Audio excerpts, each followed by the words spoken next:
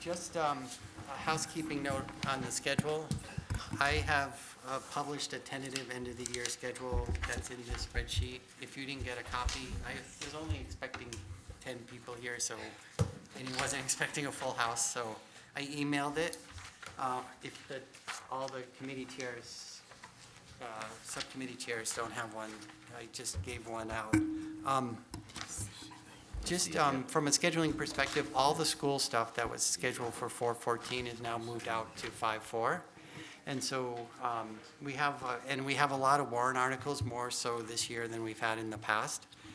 So the only really concrete thing that's on next week's agenda is the CPA presentation and plus the rec and rec maintenance approval, plus the planning board approval in the discussion that we're going to have. So rec will present tonight and we'll vote next week. If there are warrant articles, the backup material on warrant articles is sort of still being populated on the website. So if there are departments that can go, or if subcommittees can meet next week, let me know, or this week, and let me know, I can post them for next week. But otherwise, we're going to go with a long meeting for 4/27 for all, except for school committees, and then 5/4 will be, unless we consume the school vacation week, and I'm not sure if folks want to consume that or not. I know you don't care, but the rest, if folks want, let me just do a show of hands. If folks want a shorter meeting on 4/27 and we'll give up their 4/20, just raise your hand. 4/20? It's school vacation week. Either way is fine. Either way is fine. If we have a quorum, that's If what we you have need to know, right? Right, if we have, of course, if we have a quorum. All right, I'll work with If you've got enough articles, then it would be your choice right. to run it, yeah. Yeah, if we have enough departments who want to move to the 4/20, then we'll make it available, so that way we're not here till 11 o'clock on the 27th. All right, sorry about that. DPW. Rock and roll. All yours.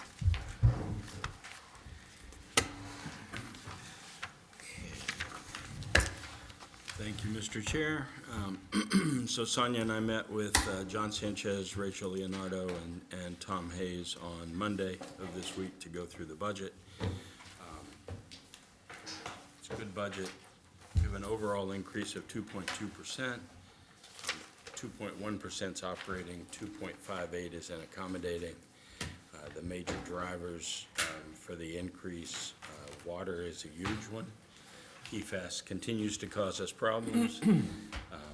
When PFAS was discovered, DEP required that we open the Lexington connection to MWRA full every day, so that's 1 million gallons a day we're required to take in. And that's not how much we needed before PFAS, and it's not what we budgeted for. So when we get to warrant articles, there's a warrant article actually to cover some of the cost overruns from this current year in purchasing water. And for next year, in contracted services, we'll see a jump in that we didn't anticipate because we're going to have to buy more water than we thought we were going to have to.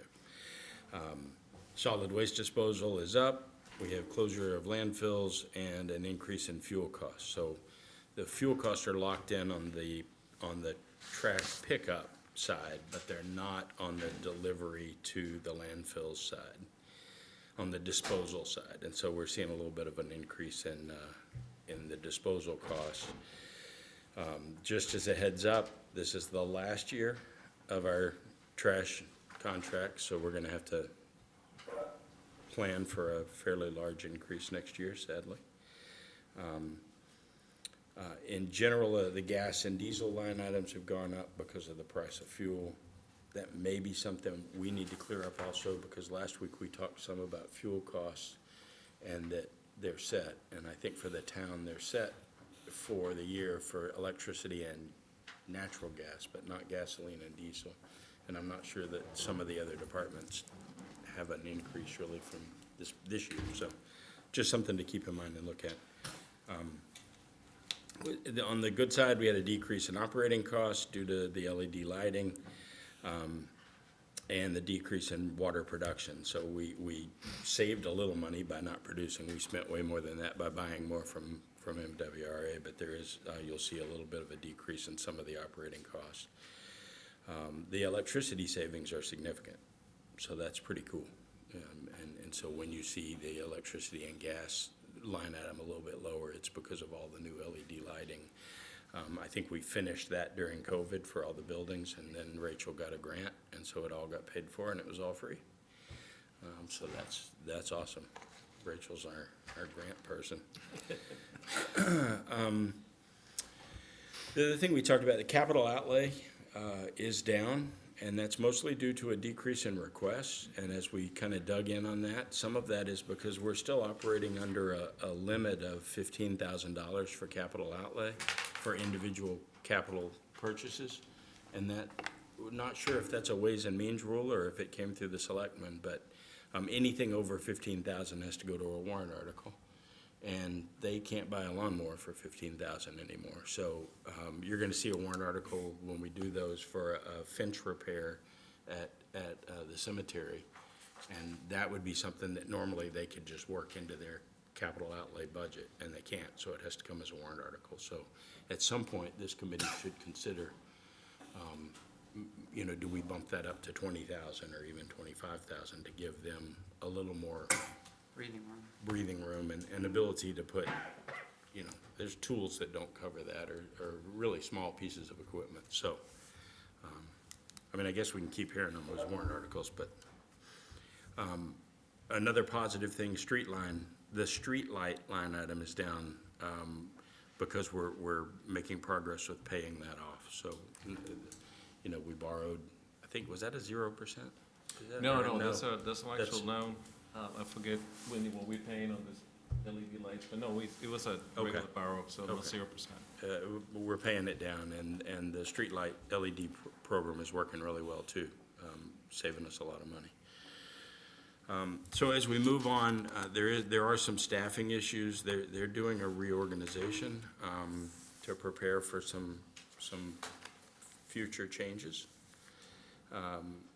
It's an FTE neutral reorganization, so we're not adding anybody, but shifting some positions around, returning to an operations manager that was there in the past and then has not been filled in some time and has just gone unfunded for a while. And so they'd like to kind of reorganize a little bit and plan for the future. So in this staffing, and we're going to let them present this, but there'll be a business manager and an operations manager, both reporting to the director, and that'll kind of divide the departments up.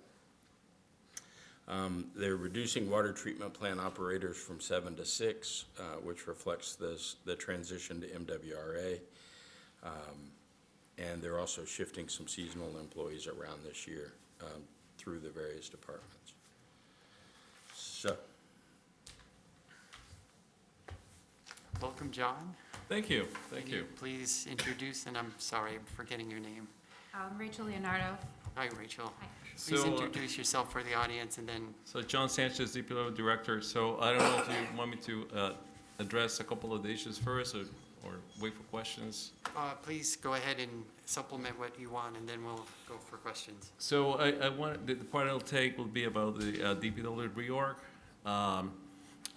Over the last couple of years, we've been working with the administration on a succession plan for the department, not just DPW director per se, but also water and some of the other areas in the department as well. But when it came to the administration, we tried and looked for what it was the best model for us to go into. So you know how we exist today. Right now, our org chart is me as director, and nobody else until you get down to our actually day-to-day operators of the town, which is the superintendents of water, sewer, et cetera. So we have a town engineer, but that's a department head. Now, we have a great town engineer, Tom Hayes, who helps a lot on my side, when, but again, his job is to actually do engineering and construction. So, so every time we have any type of emergency work with day-to-day issues, the person that come to is me directly. There's nobody else in between, which it makes it complicated. I was on vacation last week, which it was great, by the way. I had a great time. But on Monday, we had 2 major issues in the department. So now Tom filled in, but there is not another person who has the backup for what is happening on a day-to-day basis. And that person was originally funded in the department when I first came here, and we, through it, every year's budget is kind of hard to exceed the 3% and everything else, and then like I used to like working the way we were, but in reality, the department needs to have not just one person that knows the day-to-day stuff that is going on, but a second in command, and that's the operations manager. Some of you may recall we had that person here before. So the idea is to bring that back, to give a chance to have more than one person that knows the day-to-day operation on that side. And will make it easier to transition into the future as part of our succession planning. At the same time, part of the reorg is to rebrand Rachel's job, which is no change in the grade. It's more like change in the duties and responsibilities. So she'll be more on the business side, the budget side, the money side for the department, while the operations manager will be more on the day-to-day operations of the department, the EP requirements that we have to fulfill, and EPA, everything else. That will be the person that will manage that directly with the people doing the work during the week. So is a net zero when it comes to increase in personnel, and we believe, and I truly believe, that that's the best way for the department to go into the future to succeed. So that's what we're presenting. Thank you. Questions from the committee? John? Thank you, Mr. Chair. Hi, John. Hi, Richie. Yeah, I want to just understand a little bit about the reorg. Two things for the operations manager. It looks like from the step in the budget that you're assuming someone who exists already, since it's not starting at step 1. Is that correct? Or? So the reason for that is because when we looked around, we used, I'd like to back up for a second. We used the grade that already existed within our structure, so we wouldn't change the grade. But when you look around what cities and towns are paying for those positions, if you go to step 1, you won't be able to get anybody for that job.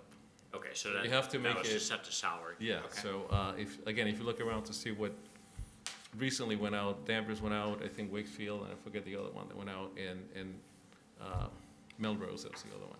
And it's a much higher than what entry level would be, so we're trying to be competitive. Okay, and you described that as FT neutral. Which FT are you not filling to keep it neutral? The water It's the operator. water operator, okay. Great. Thank you. Phil? Thank you, Mr. Chairman. Is this a potential elevation from within the operations manager? We typically look inside first, because it just makes it easier for the operation. They already know the town, and if we are able to find somebody from within, it'll probably be the best way for us to do it, yes. Thank you. Thank you, Mr. Chairman. You're welcome. Any other questions? We're talking about questions on the budget as a whole? Yes. These guys getting to skate, huh? Roger? Yes. Gotta call it. Straight question. I haven't really looked forward too deeply into the warrant articles, but I wondered in the facilities budget of things, maintenance of various buildings, is there enough money there to address some of the issues in the police department, police housing? I don't know what issues you're talking about. Okay. Well, they have at various times raised things like roof leaks and mildew and et cetera things, which I know they want a new building, but Yeah. in the meantime, is there enough money? I kind of expected to see something to address the problems that they've reported. I don't know how bad it really is. I've got one site. So what's going on with that? So what we do, in perfect example for us, because we're doing the same with the Vinebrook treatment facility. So if you looked at a capital budget 3 or 4 years ago, there were items in there for roofs and all the bunch of other things that we needed to do. And once we talked about abandoning that, we are just trying to spend the least amount of money possible every year. And the same with the police department, as they are looking into a new facility, we're minimizing the amount that we put in the budget. Now, we had, in the capital plan, we had new roofs, particularly for the the new section of the police department, if you can call it new, the dispatch area, we had items like that which we're not moving forward with. So we'd repair it as necessary. But if we're gonna spend money building a new facility, it'll be silly for us to, put a new roof, and things of that nature. So, but we repair things as they go. Recently, we did work in the bathrooms, they needed some work. We replaced an AC unit in one of the offices that needed to be replaced because we can't leave them without AC. But we're trying to minimize the expenditures, the large expenditures. Well, I agree, that makes a lot of sense. I guess I was a little bit cautious that it might go down faster than expected, and in other contexts, the selectmen were talking about the overall bonding plan and where a new police station fit, and it sounded to me like it was gonna be some non-small number of years before it got there. So I just wanna make sure that that we maintained it to be a usable state in the interim. Yeah, so I'm surprised that, we put new carpets and things there as well. We've done a lot of that work, painting, and so we're not abandoning the police department, but I wasn't aware that there was any particular issue that is not being addressed. Okay, At least, all right, thanks. Go ahead. A point that Doug brought up, and this may be a question more for Paula Whitney, just the smaller capital items that they don't get into your budget, and we have to do separate warrant articles. Is there a limitation that we, either the Ways and Means or the town meeting has?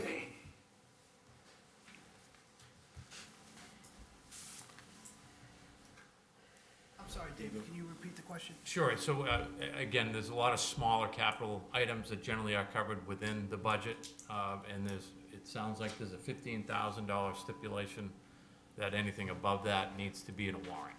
Is that a townwide policy? Is it just curious? I'm not aware that it's a townwide policy. It's something that, may be in the capital budget guidelines in the bylaws at some point. But I think that was from a long time ago. 15,000 doesn't go a long way at this point. That's something we should look at again. I would say that if you reviewed the budgets, there are definitely capital items larger than 15,000 within the operating budgets consistently. Yeah, okay. Thank you. And then with trash, while I have you here, not really a budget question, but just the trash contracts coming up, what are you hearing? What are you seeing on new contracts that are going out, and what you want to brace for? so nothing is good news on that. Right. This is unfortunately, okay, so there are 2 or 3 different things that are happening. One, always the cost of fuel is related to the cost that we pay for pickup, and we all know what is happening to that. But aside from that, particularly here in Burlington, which it may be affected more than other communities, we have to pay our contractor a prevailing wage for those drivers. And we have one of the highest prevailing wages in the area. Ours is higher than Wilmington's, Tewksbury, Billerica's, and even Bedford's. It's just the way it is set up. So when that changed, because it changed over the last 5 years, it changed dramatically, which means that next time we do another 5-year contract, we're gonna have a much larger point that we have to start from. So that's gonna be a significant increase. Probably the $200,000 to $300,000 based on wages alone per year. So it's a big chunk.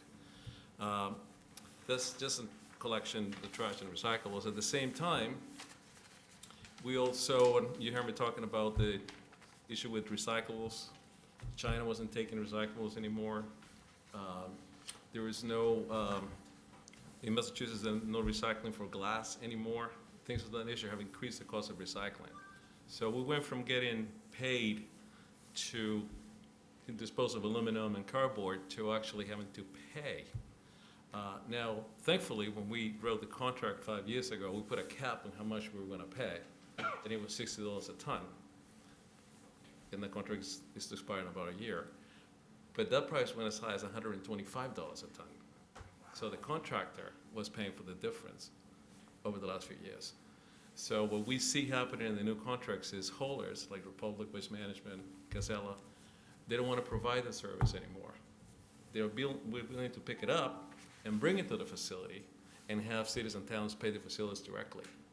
So they don't have to stick their necks out there. So which means that there's going to be another cost associated with it. On the good news department, if there's good news, our recyclables are fairly clean, so we haven't paid any penalties at the recycling center. Other communities have had to pay severe penalties when the recyclables come in and they're contaminated with trash, then they take the entire load and dispose it as trash at $100 a ton on top of whatever cost they already have on top of that. Now, Burlington, like I said, we haven't had that yet, which is good news, and I hope we continue to be that way. But all of those factors are going to increase the cost. And then Rachel mentioned earlier, I think you mentioned about Dep for sure, that as far as a lot of our landfills and facilities where we dispose of the trash, they're closing down. They're not opening any new incinerators or landfills in the state, which means that the price is going to go up. We're seeing in the future probably prices in the $110, $115 a ton. Just remember, like 3 years ago, we were paying like $70. So, and that's also going to increase our costs. So there's not a lot of good things happening when it comes to trash, unfortunately. So we should expect a significant increase for FY24 for that. Thanks. Roger. Sounds like it's time for another promotion to get Burlington residents to actually produce less trash. You know the way it worked out the last time. I know.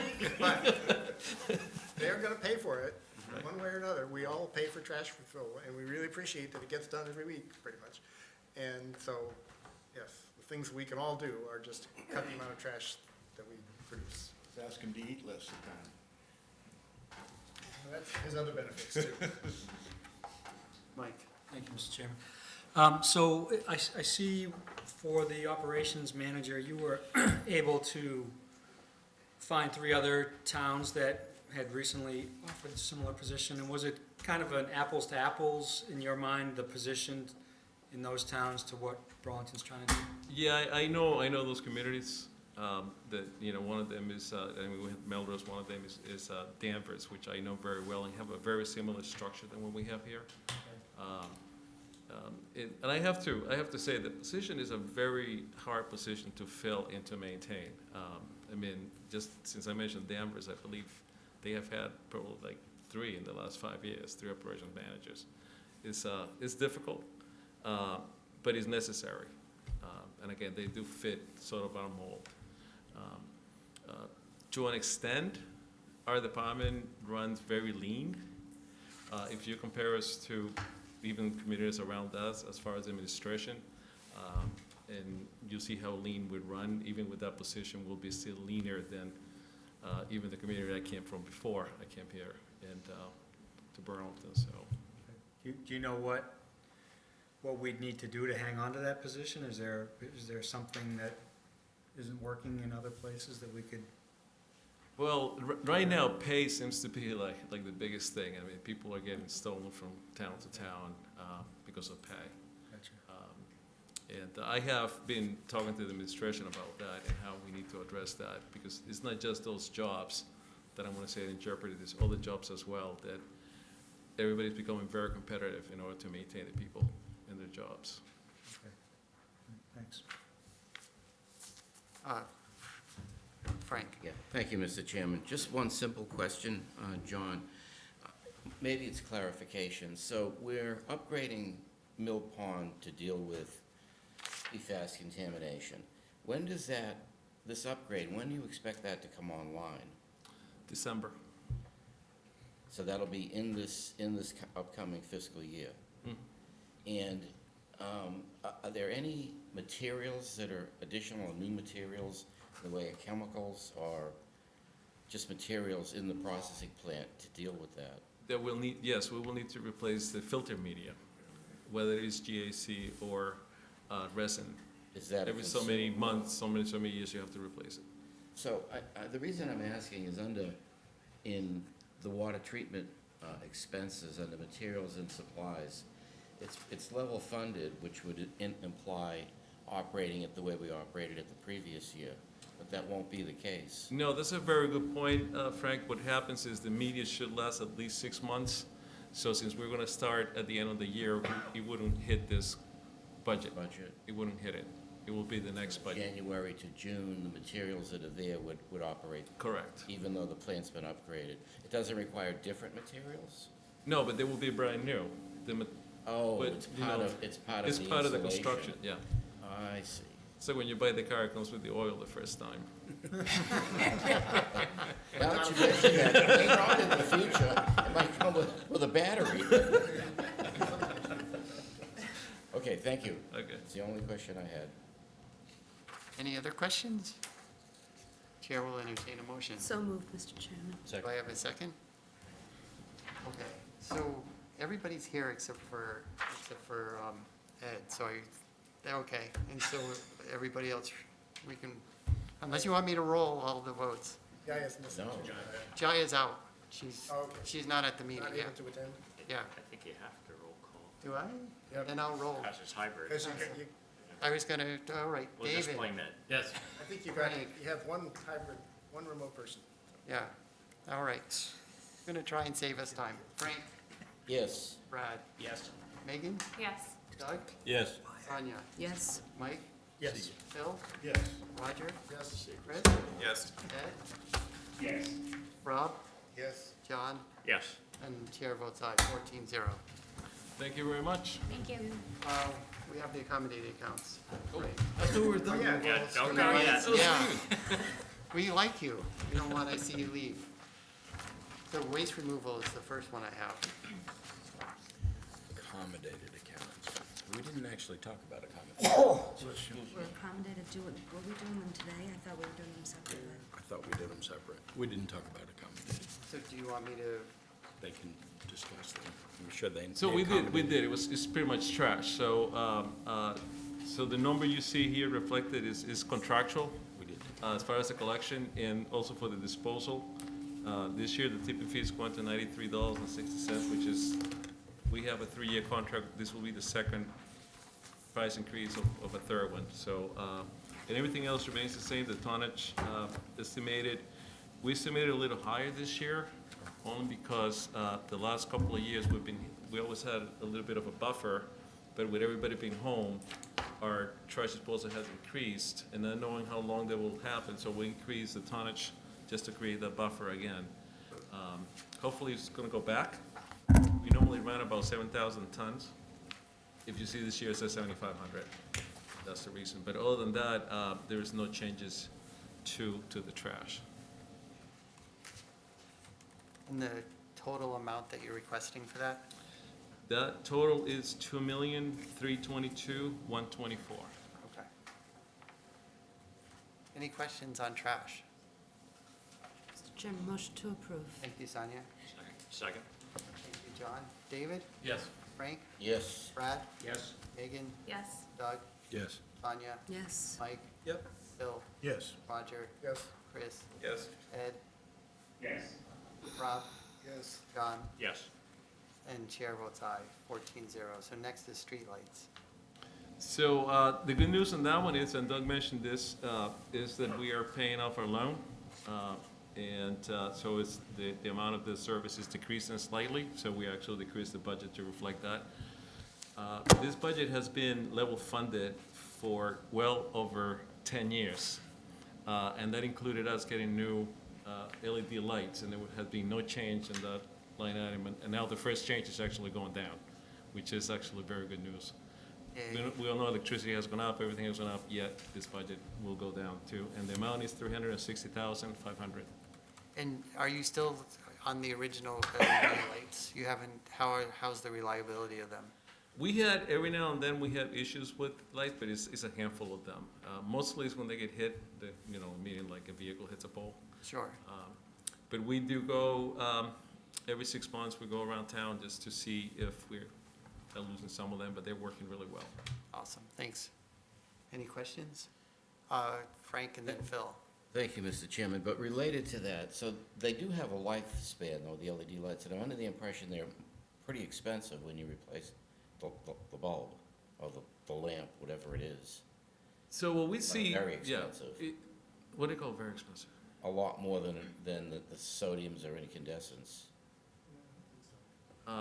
What we've seen is a trend for prices actually going Okay, so. the right way. So as we hit the shelf life on, I mean, we've got a large installed base of new ones. I would think we're gonna start running for replacements a lot more quickly, but you don't see that as a materials cost that we need to factor in? Not yet. So this amount that we see here, the 365, includes the cost of Replacement? those repairs. and Okay, so I guess I'm replacements. just wrong, that the cost of those bulbs is not a big issue. No, they are correct. Compared to a light bulb, they're more expensive than that, but we haven't had a significant number of them failing as to create a problem with the budget. So I guess at one point, when we start seeing a lot of failures per year, it'll be a time to relamp the entire town again. But what we've seen, though, is a decrease in the cost of the lamps. Yeah, yeah, okay, thank you.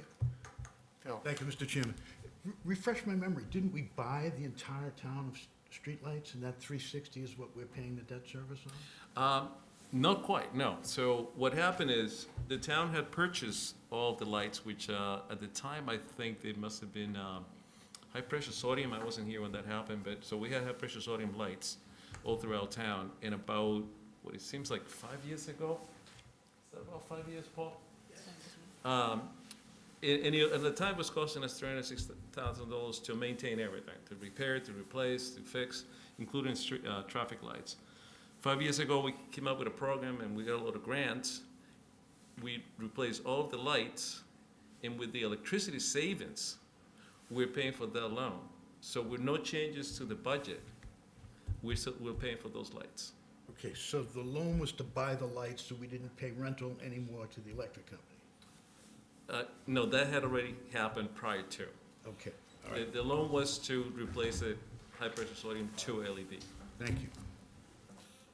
10 years too late. Any other questions? Chair will entertain a motion. So moved, Mr. Thank you. Chairman. David? Yes. Frank? Yes, Brad? Yes. Megan? Yes. Doug? Yes. Sonia? Yes. Mike? Yes. Phil? Yes. Roger? Yes. Chris? Yes. Ed? Yes. Rob? Yes. John? Yes. And chair votes aye, that's 14-0. So now we have the DEP drinking water. So that is just the assessment the state charges us every year for the use of the water. So as we transition to producing less water in town, the number will also go down. So right now, we're budgeting $15,000. They're like 2 years behind when it comes to production and actually the billing. So in probably by next year, we'll see a different bill than what we see right now. And in the future, will be even lower. So we've been budgeting the same amount for many years as well. Just a Roger. clarification, this is water testing, right, not water itself? This is actually an amount that the state charges to every city and town that uses the waters of the Commonwealth. I guess we don't own the All water. right, so it's I an guess they don't. assessment based on. It's an assessment, volume. yeah. Okay. Do we know why it's an accommodated rather than just part of the operating budget for the water? So this has always been here. We never moved it out. There was no reason that it was there. I think at one point it wanted to be highlighted because this is a recent item. And by recent, I mean like 20 years, 25 years. That's recent history, okay. So at the time, somebody wanted to highlight it. That is a new state mandate that we have, all of a sudden we have to pay for that. There's really no reason why it should be there. Yeah, maybe, It's an operating item, but this, especially where the cost is going down and not up, and it's not unpredictable. right. Okay.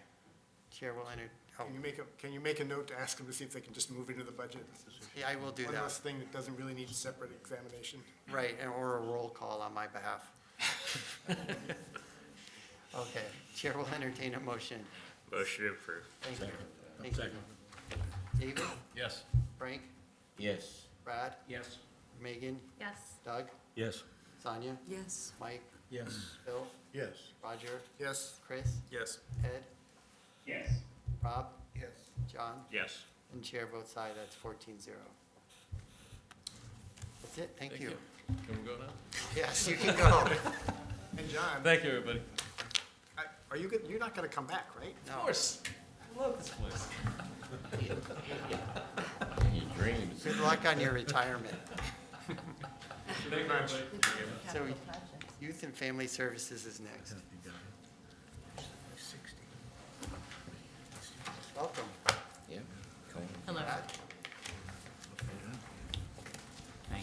Chairman. Yesterday, Megan and I spoke with Christine Shuren over at Youth and Family Services, discuss the budget. I guess the humorous intro is, when is an added FTE not an added FTE? I'll explain. So there is an increase to full-time salaries from steps, but what is of more significance is there's a decrease in the part-time salary line item. There is a 19-hour half-time position that's being pulled out, being increased to a 35-hour full-time position. However, that position is going to be paid for by ARPA funds, so it's through the federal grant. Now, there is a backlog of cases right now, so they do require additional hours, and the federal funds that are available are not only allowed for this use, but in the words of our town accountant, it's a perfect match for the use of these funds. So there will be, just looking forward, there is going to be a retirement in the department at the end of the next fiscal year. So the plan is to move the person who's going from half-time to full-time over to that open full-time position. So that's the plan. Other than that, their budget is level funded. The budget request is for $504,942. That's an increase of $6,710, or 1.35%. The subcommittee voted 2-0 to support. Thank you. Would you like to, please introduce yourself, and if you'd like to add something to Brad's report. Sure. Christine Sherwood, I'm the Director of Youth and Family Services here in Burlington. And probably the one piece that I want to say is in terms of the number of folks coming through our doors, those numbers have increased about 20% this past year, and they increased the year before. We anticipate over the next couple of years for things to continue to operate at this level. I know for the most part, people tend to think that once things quiet down with the pandemic, everything else will quiet down, but when it comes to mental health, there's usually a period of up to 2 or 3 years where there's reverberations of, because some people can keep things together during the crisis time, and then once the crisis is over, things begin to unfold. So we anticipate over the next couple of years to see these numbers continue at the rate that they've been continuing at. We had wait list capacity for a number of months. The other piece that we ran into is there was a full-time open position. Trying to fill that position was problematic. We did fill it, and so then we are right now, we are encroaching upon a wait list, but we are not there at this particular point in time. So we've been able to pick up cases that have been waiting to be picked up, and for the most part are able to respond to needs coming through the door right now. Thank you. Questions from the committee? John? Thank you, Mr. Chair. Hi. I noticed there's a part-time 22-hour position, which is always kind of a red flag that we just barely went over 19, so we moved into benefits and all that. Is there a reason for that, or? There's a history to that. So my department has 3 full-time positions shared by 4 people. So 2 positions, it's 22, 19, and 30. Make that 70 hours, if you would, which is different than most. Like it falls under part-time because that's the only way to place that little aardvark into anything. She was at a 25 hours, wanted to reduce down to 22 hours. So it was about a job share like 28 years ago. Okay. And that piece has continued. A lot of history. Yes. Thank you. Sorry. Any further questions? We're creatures of habit. Motion. Go ahead, Mike. Thanks, Steve. I'm just curious, Christine, when you're helping people that are having problems, are your staff engaging them through like an extended period, or do you work with them and then try to refer them to other places? How do you kind of handle the workload? Well, currently there's nowhere else to refer people to. That is the issue. And for the most part, typically we have cases that are long-term cases, we have short-term cases, and we have stuff that's in between. In general, historically, the department has offered mental health services in whatever way that they've needed. The criteria are having an adolescent kid between the ages of 9 and 25 in the home. So, Okay, so you kind of handle it all then? yes. Okay, that's a lot of work. Thank There are you. certain specialties that we would definitely refer out. Okay. And our primary mode of treatment is trying to do family therapy, so having as many people in the home and in the room, we find is most helpful. Great, thank you. Thanks. Chris? So with summer coming up, non-COVID, I'm sure that you see a spike when schools are out. Do you expect you're going to see a spike if you're right now not having a wait list, but potentially going to have a wait list coming up here in the summer? No, I don't anticipate a wait list in the summer.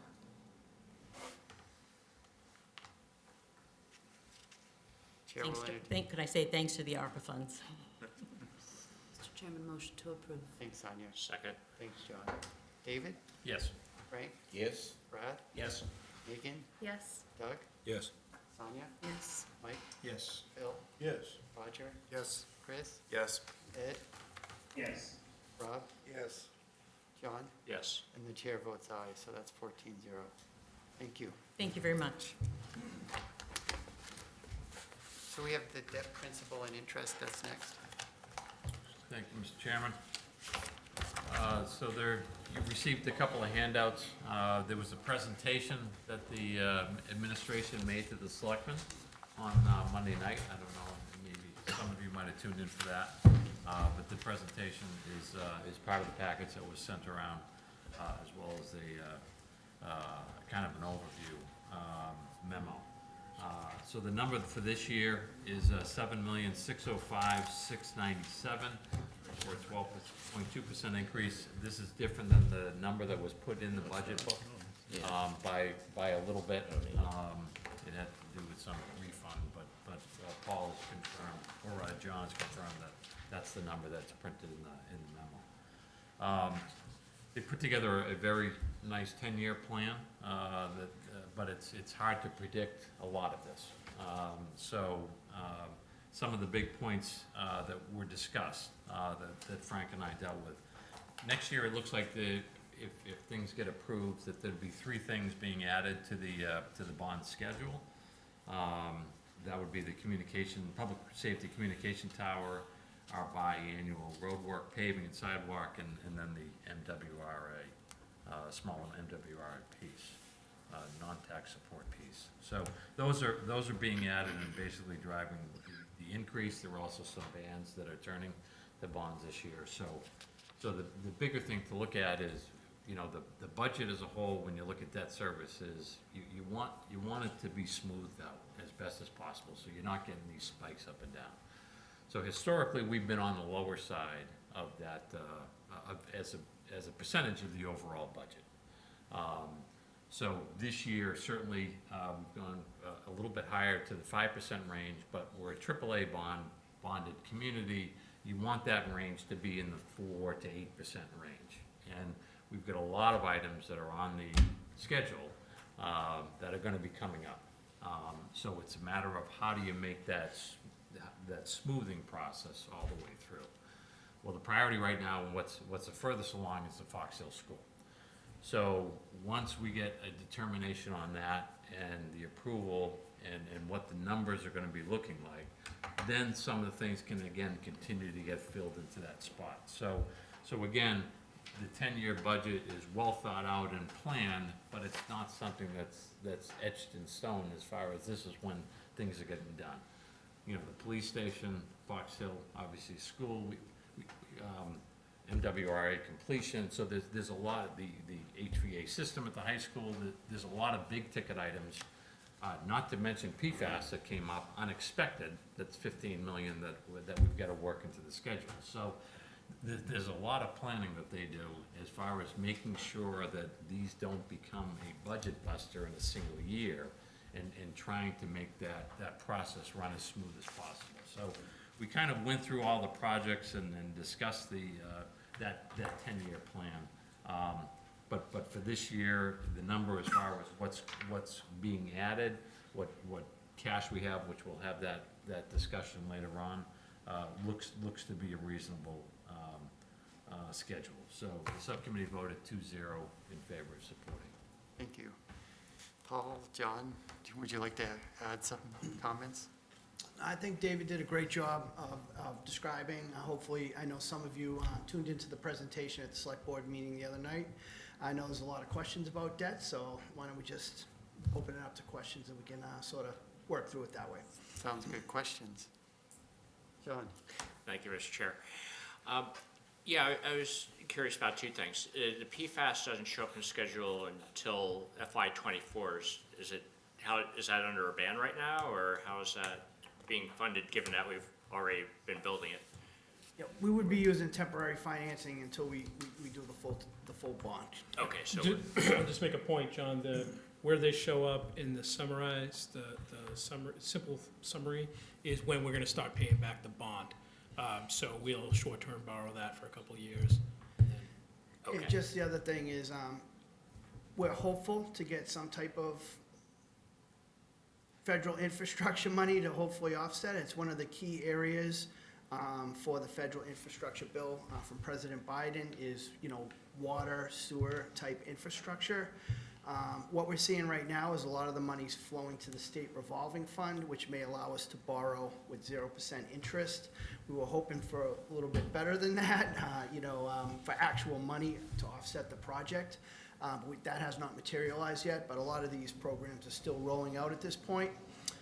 Just in terms of PFAS, you may hear a lot of discussion about the ARPA funds, and, we've been pretty stingy with them to this point.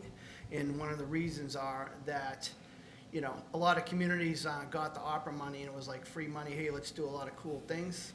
We got the ARPA money at the same time we got the PFAS bill, so it was not quite as exciting to get those funds. And one of the things that we hope to do, if we're able to maintain our ARPA funding and not utilize it for other things, is to use it to pay down that bond and eliminate some of the pressure that it created on the debt schedule. Okay, and then how are the things that are non-tax supported, how are they supported? So there's a couple of categories for that. The town non-tax supported are the streetlights and the Meadowbrook, bond for the Meadowbrook, because those are paid for not from the debt service budget. And then the water ones are labeled as non-tax supported. It really just means it's not in the debt service budget because we're paying for it through the raising the water rates over a 10-year period. That's the whole water stabilization fund where we come in January and ask you to move money from free cash into the stabilization fund. And then in May, when John builds his budget, we have another one to move money from that stabilization fund back into the operating budget. That's the way right now we have to capture those revenues so that we can pay it. At some point, we will have all the bills and all the increases, and we can stop doing that. But for now, that's the way we have to do it. So that's why it's just classified as non-tax supported. That's just how the financial advisors classify it. Great, thank you. Any other questions? Oh, sorry. Go ahead, Ed. Thank you. I wanted to ask about the school capital outlays. First, I see in the list below the table, both in the presentation and the write-up, the BHS HVAC project for $13 million appearing in FY '29 and '31. Is that $2 of cost that's not represented in the table, or is there a mistake? And if it's in there twice on the list, then it's just a copy paste. Okay. Yeah, it's 29, Ed. It's not in 30. Okay. 31. Right? And was the schedule with, particularly in relation to the Burlington High School HVAC project and renovation provided by the school committee? Ed, that was originally part of the school's high school sort of overall overhaul. But in discussions with Superintendent Conti, there's a grave concern that the HVAC system may fail sooner than that, and we may have to do it sort of on an emergency basis. So we tried to carve out at least that portion of the HVAC of the project that relates to HVAC. So hopefully that we'll be able to address it sooner than possibly, we may get, MSBA support for additional work at the rest of the high school. So that was the thought process there. We've been fortunate for the past couple years in having it broken out, that the system hasn't failed. Clearly, it's something we have to address immediately if it fails, and we will. But for the purposes of the schedule, that's where we slotted it at this point. Okay, so to be clear, 2029 is not the emergency failure plan, that is more delayed plan. That is where the funding falls in the schedule. But again, we're fully committed to bringing those dollars forward sooner if the HVAC system fails. Obviously, we have to replace it.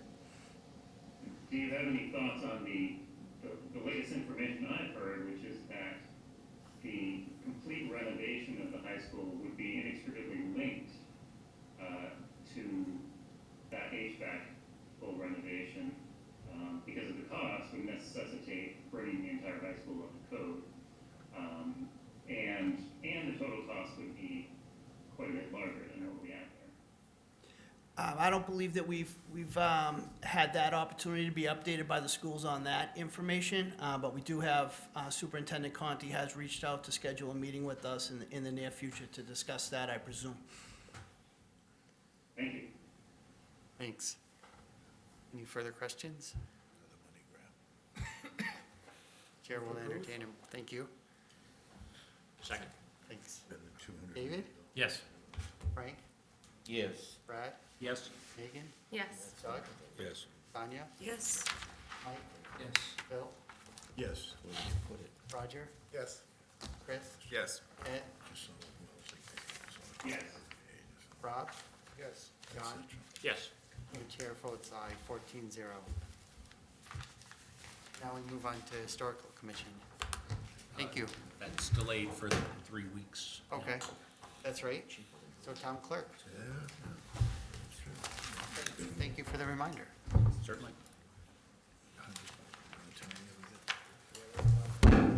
And thank you to Amy Warfield for attending tonight. This evening is the first time she's been able to sit down all week, so it's a busy week for her, so thank you for joining us. No problem. So last Thursday, Megan and I spoke with Amy about town clerk budget. Now, for those of us who've been doing this for a while, we know that that particular budget line item varies year to year as a function of the number of elections. So while the increase is large this year, there are 2 more elections in fiscal year '23 than there were in the current fiscal year. Full-time salaries are up because of steps. Materials and supplies are up because of an increase in the cost of both paper and postage, and there is an increase in capital outlay for the electronic seal, I believe. The budget request is for $493,265. That's an increase of $81,428, and again, it's a big increase, but there are more elections this year. Increase is almost 20% at 19.77%. Subcommittee voted 2-0 to support. Thank you. Would you like to add anything to Brad's report? No, not really. I mean, pretty much covers. Okay. So when you say there's 2 more elections this year than the previous year, I know we have the primary, but then We have a state election in November, so we've state got. election in November.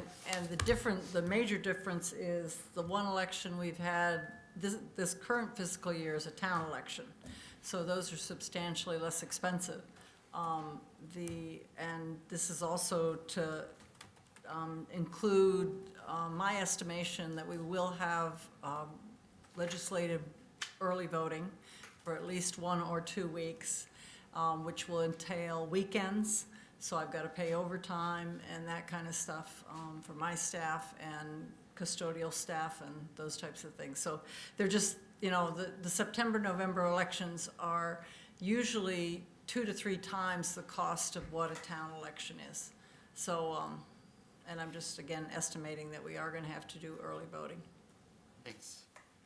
Not that we don't, not that we mind it, but just that we will We have to. We have to plan for it. We have to pay for it, if it's- and we don't yet know, we won't know until the legislator decides whether they will also enable vote by mail, which for the presidential election in 2020, we had to mail out over 8,000 applications and ballots and back and forth. So that just, again, increased the costs.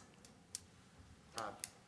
How's the new election equipment working? Actually, very well so far. We've had a complete training session of our, everyone who's going to be working on Saturday has been trained on both the electronic pull pads, which are the devices that we will use to check people in now, and the new equipment. The new equipment is substantially,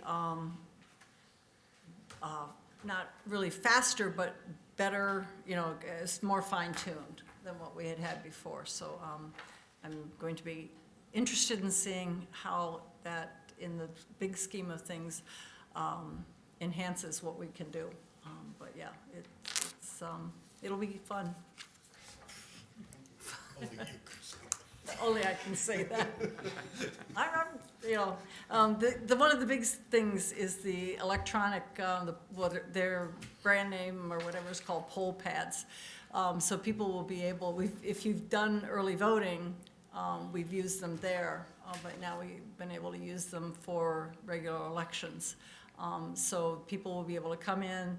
We won't have the big paper lists at the tables anymore.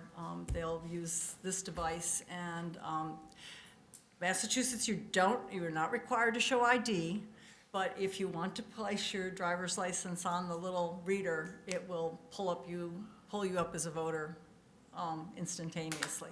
It also allows us to have a lot more information right there at the check-in, so that if someone, you know, got an absentee ballot and forgot to mail it back, or they're inactive, all of that information is readily available right there. We will still have our omitted voters table for them to go to be taken care of, but it does allow them to know instantaneously, why am I not on the list, or what's the problem, as opposed to just saying, well, you're not on the list, go over that, you know, so.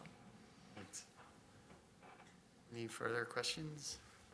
Chair will entertain a motion. Motion to approve. Second? Second? Thank you. David? Yes. Frank? Yes? Brad? Yes. Megan? Yes. Doug? Yes. Sonia? Yes. Mike? Yes. Phil? Yes. Roger? Yes. Chris? Yes. Ed? Yes. Rob? Yes. John? Yes. And chair votes aye, that's 14-0. Thank you, Amy. So now we move on to Board of Registers. Thank you. So again, I met with Amy on Board of Registrars as well. Fairly straightforward. There is an increase in contracted services for the postage and handling of census forms. Otherwise, the budget is level funded. The request is for $13,150. That's an increase of $1,100 or 9.13%. Subcommittee voted 2-0 to support. Care to add anything? No, pretty much it's just postage and paper are going up. And so we were able to cover, by taking some out of materials and supplies, to cover some of the increase this year. But my printer has warned me that, you know, he's looking at paper costs that continue to go up, so just building that in here. Forewarned. Yeah, and postage is probably gonna go up by the end of the year, is what I've been told by the post office. Really? So again, just fitting all that in there. Get a ton of forever stamps early, right? All right. By like 7 million forever stamps. Any questions from the committee? Frank? One thing, you mentioned a census. What? Is there a census that's going to happen in '23? Well, Massachusetts does a census every year, Frank. It is? Yeah, we send out a census form every year.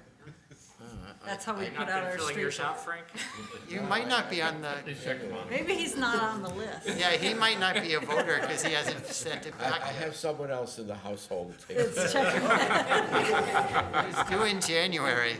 Every January, like December 31st, it's right there. It's like clockwork. That's right, I mail it out the week between Christmas and New Year's for you. Right. John? Oh, somebody else had a question. No? Okay. Move to approve?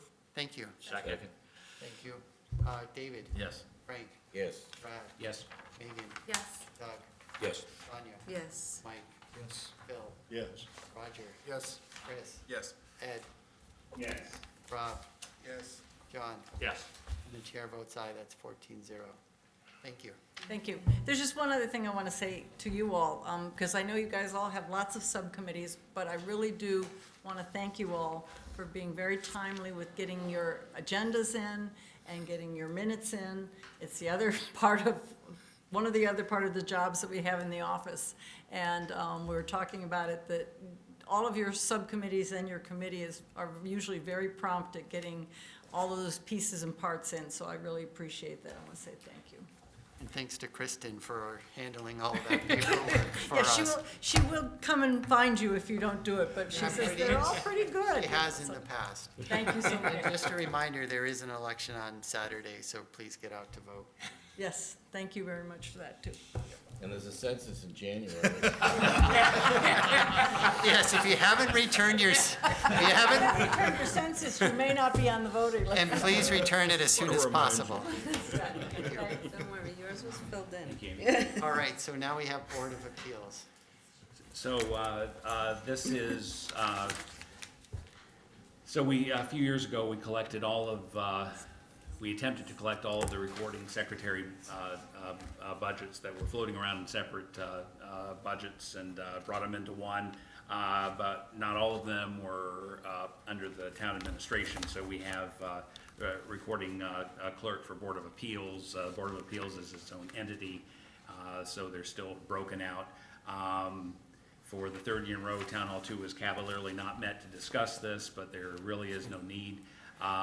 It's level funded at an amount of $13,731, and it is what it is. Motion to approve, Mr. Thank you. Second. All right, Doug? Did you say Doug? Yeah. Yes. I'm sorry. I get to go first? I was waiting my turn. Sorry. You're supposed to say what? All right, let's start over. David? In January, you'd be first. David? Yes. Yes. Matt? Yes. Megan? Yes. Doug? Yes. Sonia? Yes. Mike? Yes. Phil? Yeah. Roger? Yes. Chris? Yes. Ed? Yes. Rob? Yes. John? Yes. And the chair votes aye, that's 14-0. You can tell it's getting later in the budget season. Yes, apologies for that. For some reason, my mind didn't work. I'm sorry to keep rec waiting. It's your turn now.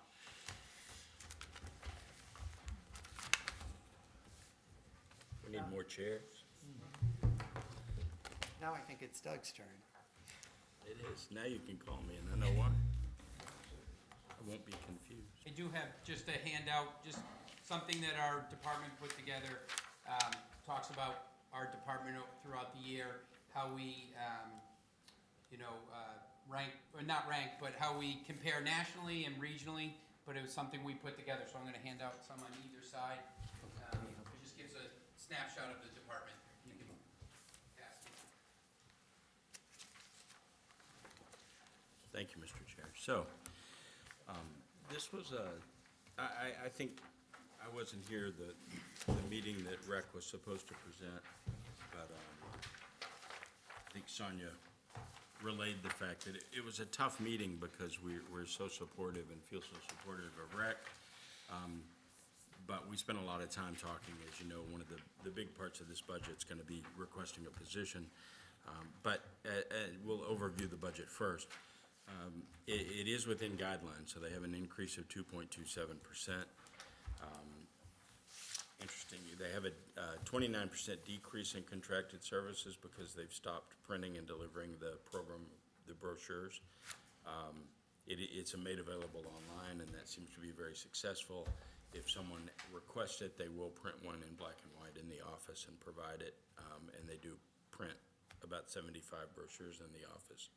But it saves considerable money not to have the entire town get a mailing, and it seems to work well.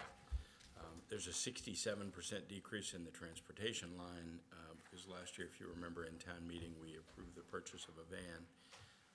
They delayed the purchase in hopes of grant funding, They didn't get the grant, so now we will be purchasing it. And with 2 vans, they won't need to hire buses, or much less need for buses anyway. And so that is reflected in the transportation line. Rec maintenance, they have a 3% decrease in full-time salaries due to retirements and new employees coming in at lower pay. There's a decrease in part-time because they cut back the number of part-time summer staff to help offset the cost of the requested assistant that we'll be talking about. There's a 33% increase in capital outlay just for a single purchase of a seed spreader for the tractor as a continuation of the plan to take over seeding and field care from contracted. As we go to the new position, I think we sent out the position request form, and then it was revised, so they were good enough to fill that out and add some more information. And I also believe that they have a PowerPoint presentation to talk about the new position. So I will just say that I think the challenge comes with, and we mentioned it before, when we talk about level services, it's really hard to define what level services is with a department like this that is so active and so involved directly with residents, in that if they're successful, then they have more participation, and more participation costs more money to operate. And so anyway, I think with that, I'll let them talk about their position request, and we'll go from there with questions. Brendan? So through the chair, Kevin Sullivan, chairperson of the Recreation Commission, and we respect Ways and Means, and we're always thankful for anything we get from Ways and Means and from town meeting. And over the 20 years I've been doing this, we always ask for what we need. Don Roberts said it best one time. He wanted a van. And he went to, I think it was Ways and Means or town meeting, and he said, I need a van. If you give me a car, I'll be happy with that. If you give me a bike, I'll be happy with that. We're always thankful for anything we get. Brendan's going to come in with all the statistics on how incredible our department is, and how many things we keep on, and I'm saying we, and we's not a good thing. It's Brendan, Kelly Lehman, Jesse, and Emma Jones. Those are the people that do this. There's 4 of them, and Brendan's not even really one of the 4 because he's the director, so it's 3 people. They do incredible things for the town. I was at tree lighting, and Santa Claus comes in a trolley, fireworks go off, and you see all these young children and the smiles and the parents. It's kind of like a Hallmark movie. It was awesome, but we bring character to the town. Now, it's not a safety issue, it's a way of life. And I would like to say that the commission pushes our employees to keep on making it better. But honestly, they're self-motivated. After every event, they're always pushing to say, what did we do well, what didn't we do well, and how can we make it better?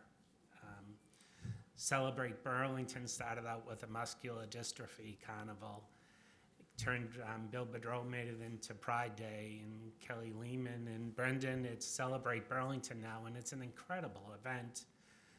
They raise money to run the event. It's not paid for by the town. There's businesses, real estate agents, everyone's donating to this event to make it work. And I'm saying this because we respect your decision. And I know you've kind of said a mantra that you only want to keep it, that there's no new hires. We mentioned it last year that we were going to approach you this year with a new hire, and we are. They've cut things out to make it so that we fit in the budget guideline. So they've worked hard to do that.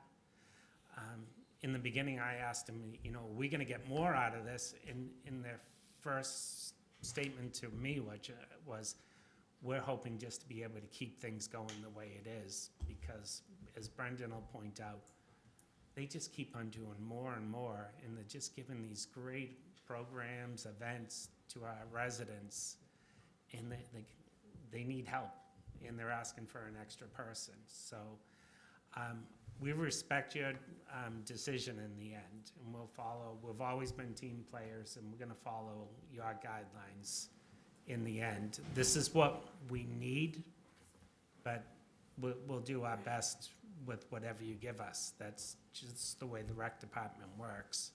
So I'm going to turn on, have Brendan speak. He has a presentation about the numbers and the events and things like that and how much we do. Thank you. Thanks.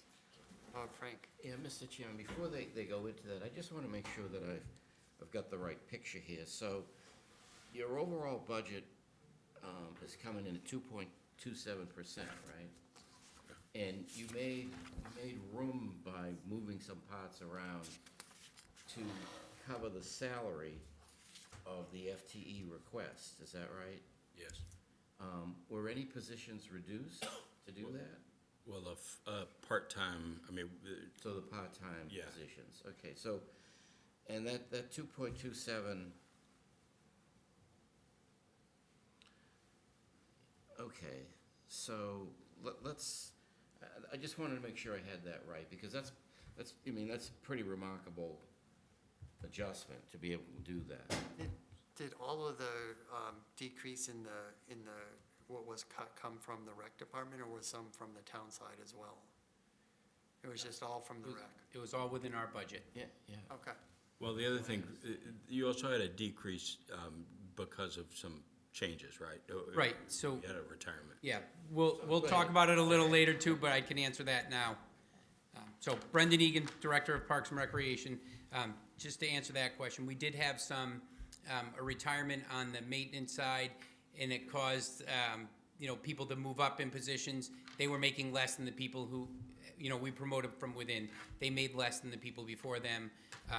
So there were some savings there. We had a part-time person, permanent part-time on in the office, retire after 22 years, and the person that came in made quite a substantial amount less. So there were some savings there in the salaries, and then in the part-time, there were some things that we would have liked to have added, but we felt that the position of assistant director was more important than adding those positions at this time, increasing the part-time at this time. So before we get into the presentation, I just didn't know if there was any questions on the overall budget.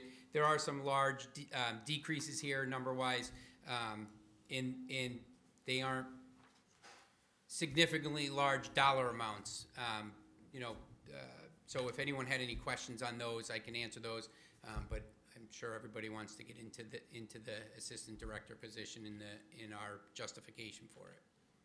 Anyone want to ask questions? I do. For the budget? Actually, on the budget. So with the decrease, with the program switching to electronic, have you used the program manual itself? Have you seen a decrease in the amount of people that are accessing the programs since switching to electronic? No, we're actually seeing an increase now, kind of coming out of COVID, back to our pre-COVID numbers. We saw a decrease in the amount of people that wanted a printed copy in the office.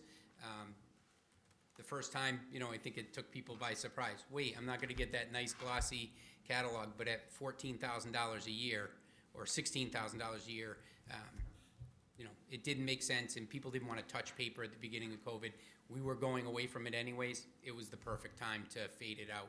We did keep some money in there to print a postcard a week in advance saying the brochure will be online on this date, registration will start on this date.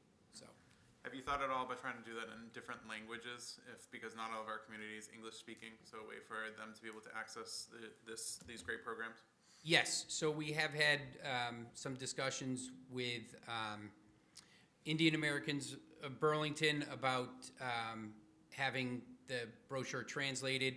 We have talked about, and I'm going to look to Kelly Lehman now back there. I know we've looked to have it translated, but Google Translate doesn't, it's not an exact word for word. So we did investigate that. That was pre-COVID, and I think the conversation kind of stalled there. But it is something that we are aiming for because we do recognize there are multiple languages spoken in Burlington. Phil? Thank you, Mr. Chairman. I presume you still maintain a segregated revolving account? Yes, we do have a revolving account. What is the balance of that currently? I do not have the balance as of today. I apologize. I can get that and send it out. More than 10,000, more than 200,000?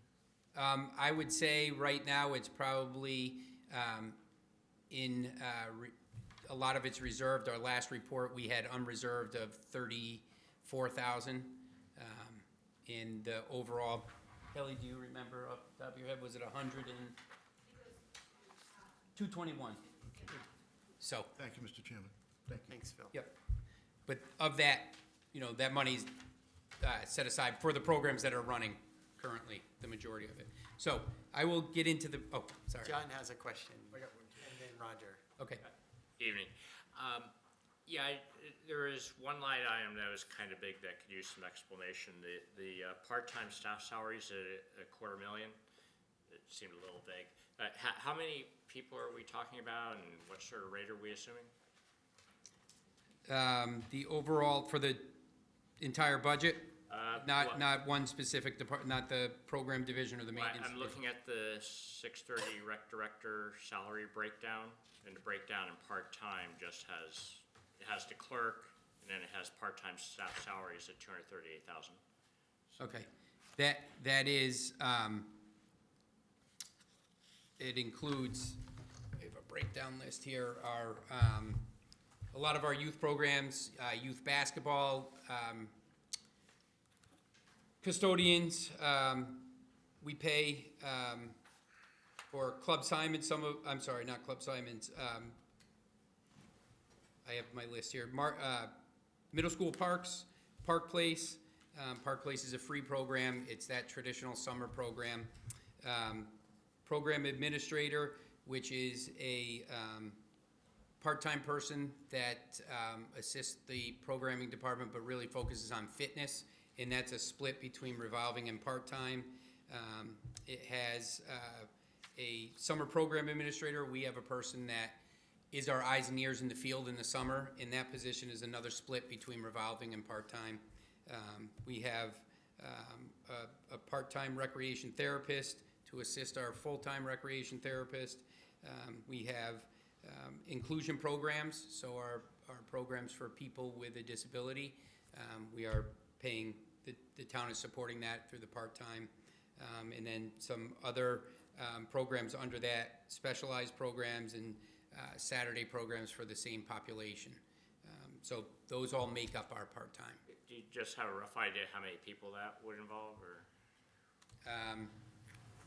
I'm not sure how many people we say. Between 45 and 50 at most. Okay. So for all those programs, plus it does include our clerk for the permanent part-time clerk is in there as well. Okay, great, thank you. Roger. So I guess two things, an easy one first. You've been in the new facility, right? The rec maintenance has been in the new facility for almost a year? It'll be a year in July. All right.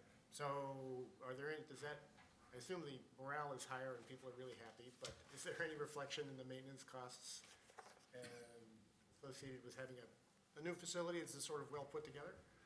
It is well put together, but we still do maintain buildings up at Overlook Park.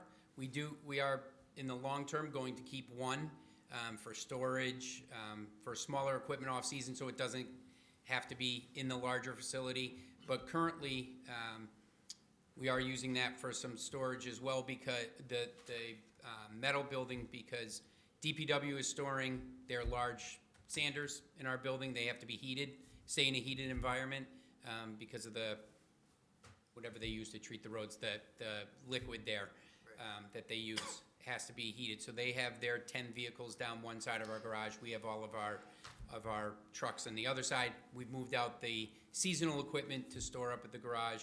The animal control officer is up at that garage, as well as some DPW equipment. So we're still paying the expenses on that building. Okay, But the DPW has kindly picked up the expenses on the new building. great. And when they get their other building thing done, and I think you'll get to shift things around again. Yes. And the other question is sort of, do you know what the ratio in terms of the budget and what comes out of the reserve fund of, the ratio between the program support that comes from the budget versus the program expenses that come from the revolving fund? Is it like So 75 or 25, 75 or?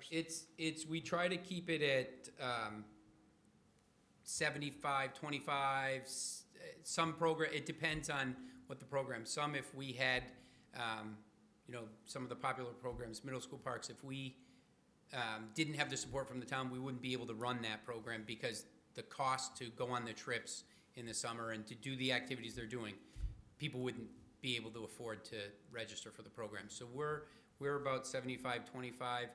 We're trying to get it closer to more self-supportive out of the revolving. But some of the programs, like I mentioned, the middle school parks, the Park Place program, that's that free program. We want to make sure everybody has an opportunity to participate in a program.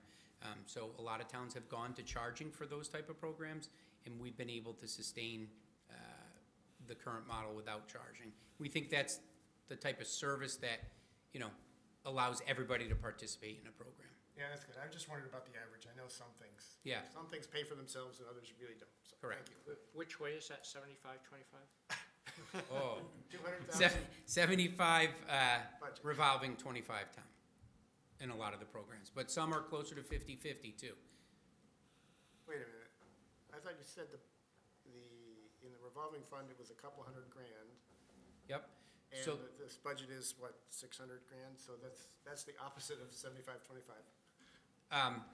not the part-time is not 600,000. The part-time for the program division is 38. 272. Okay. So, I was talking about the budget as a whole, not just the programs. All right, thanks. oh, I'm sorry. I thought you were talking just about the programs. Because other than that, everything else is overhead, right? All right, thank you. Thank you, Roger. So with no further questions, we'll get on to the presentation.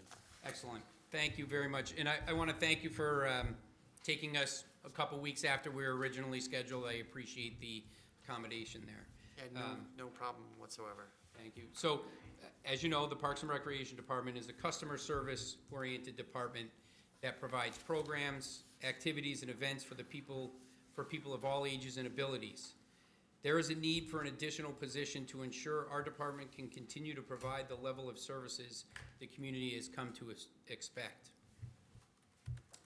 So the addition of this position will put us at an appropriate staffing level to sustain our current operations and allow for some limited growth. In the position, if this position is not added, we'll be forced to decrease our offerings and possibly cancel events that have long been held in Burlington. We will not be able to sustain our current operations or grow without the addition of this position. When people talk about, why this position, why is it needed? Our program staff are routinely working 40 hours a week. This is pre-pandemic, and are starting to ramp those up again, and are paid only for 35 hours. They average more than 50 hours during special events, and even more than that during special event times, but even more than that during the summer. And they are earning more than the allotted comp time, which is currently 120 hours. Between FY17 and 20, we had to pay out staff for 468.25 hours, totaling $23,817.04.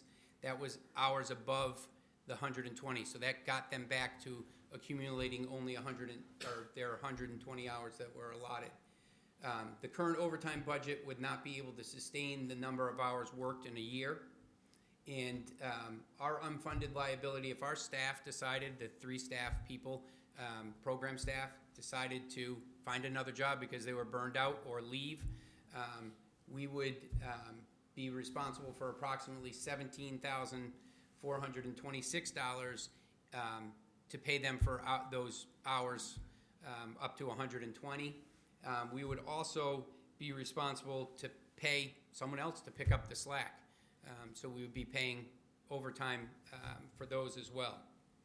So with this position, adding this position, you know, there's a number of areas of concern in our department.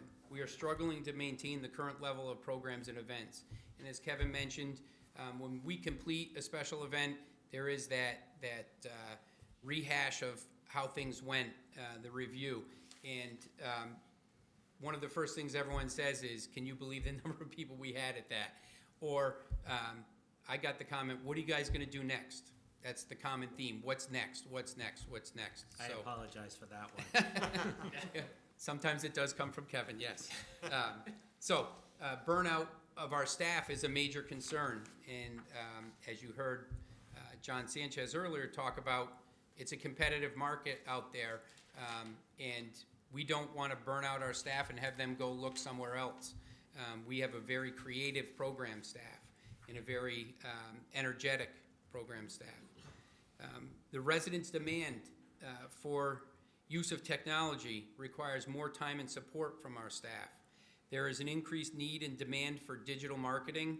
People want everything on their phone or on their tablet or their laptop. They want it at their ready. So especially social media. We have a pretty large presence on social media in town, and the expectation that people get their information from our department is there and it's real. There is also a public expectation for us to be responsive to questions and concerns at all times. This is probably bad of me, but I tell our program staff all the time, you can't spend your weekend monitoring social media and answering questions. You know, but that is the expectation these days, especially from some of our residents. There is an increased need, the residents have come to expect high-quality programs, events, facilities, and athletic fields. Residents or requests for adaptive and inclusive therapeutic recreation opportunities and accessible facilities are on the rise. The expectation of the Recreation Department, Burlington Public Schools, in youth sports for high-level recreation playing fields continues to increase. We've made great strides there. We are continuously adding other fields to our program. I know, Mike, you've always asked about Francis Wyman, that's coming, but some of our other fields have increased tremendously over the last three years. And then our capital project scope has increased, creating greater need for oversight. Our projects have gotten a little bit bigger, they're more expensive, and they do require more oversight. So our organizational chart has changed over the years as well. So back prior to 2008, you'll see we had the Recreation Commission and we had two directors of the departments. We had a director of recreation and a director of maintenance. And on the recreation side, it was the director, an assistant director, and a recreation supervisor were responsible for all the program and events in town. In 2000 or after 2008 was when the director of Parks and Recreation position was created. And what happened, and I just watched the meeting from 2008 recently, is the director of recreation position was elevated to a director of Parks and Recreation. And as you see, that took a program staff away on the program side. So the result of that is the program coordinator, they retitled some of the positions too. So the program coordinator was the old assistant director, and the assistant program coordinator was the old recreation supervisor. So as the director of Parks and Recreation began to oversee and direct both sides of the department, a lot of the administrative work started to fall to the program coordinator. And then in 2017 is when we added the therapeutic recreation specialist.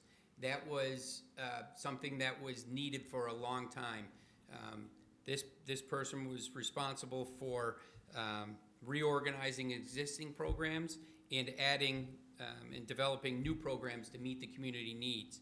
This position oversees their own staff and programs. They are a licensed person, and their staff is specifically trained to work with the populations within the Therapeutic Rec Division. So in 2023, if this position were to be approved, would see the Assistant Director of Parks and Recreation slated below the Director of Parks and Recreation. What it would do would be allow the program staff to shed that administrative responsibility, and that would be picked up by the Assistant Director of Parks and Recreation. So kind of our travels in our organizational chart over the years. So we talk about the growth of the department. The department has grown exponentially over the last 12 years. So we took a snapshot from 2008 to 2020. We saw a growth in our programs from 214 programs offered to 490 programs offered. This is a 128% increase. And we did it with the same staff. Our special event growth went from 12 special events in 2008 to 21 special events in 2020, which is a 75% increase. We had an attendance increase as well. We went from 25,000 averaging 25,000 participants in programs throughout the year in 2008 to 46,000. And that number was climbing as we headed into the pandemic. So that's an 81% increase. We are seeing our numbers, as I mentioned earlier, increasing and expect them to continue to increase post-pandemic. Nationally, people are heading outdoors to enjoy their local parks and open spaces more than ever before. They're also putting a value on their leisure time and looking for places to participate in programs and opportunities. So we talk about why this position at this level. We talked about the administrative responsibilities that were picked up by the program coordinator, but those responsibilities continue to grow. New hire paperwork that's required by the town for all employees has only increased. Certifications required for jobs require continuous updating and monitoring. Quarry and SORI requirements, which everybody is familiar with, have only increased.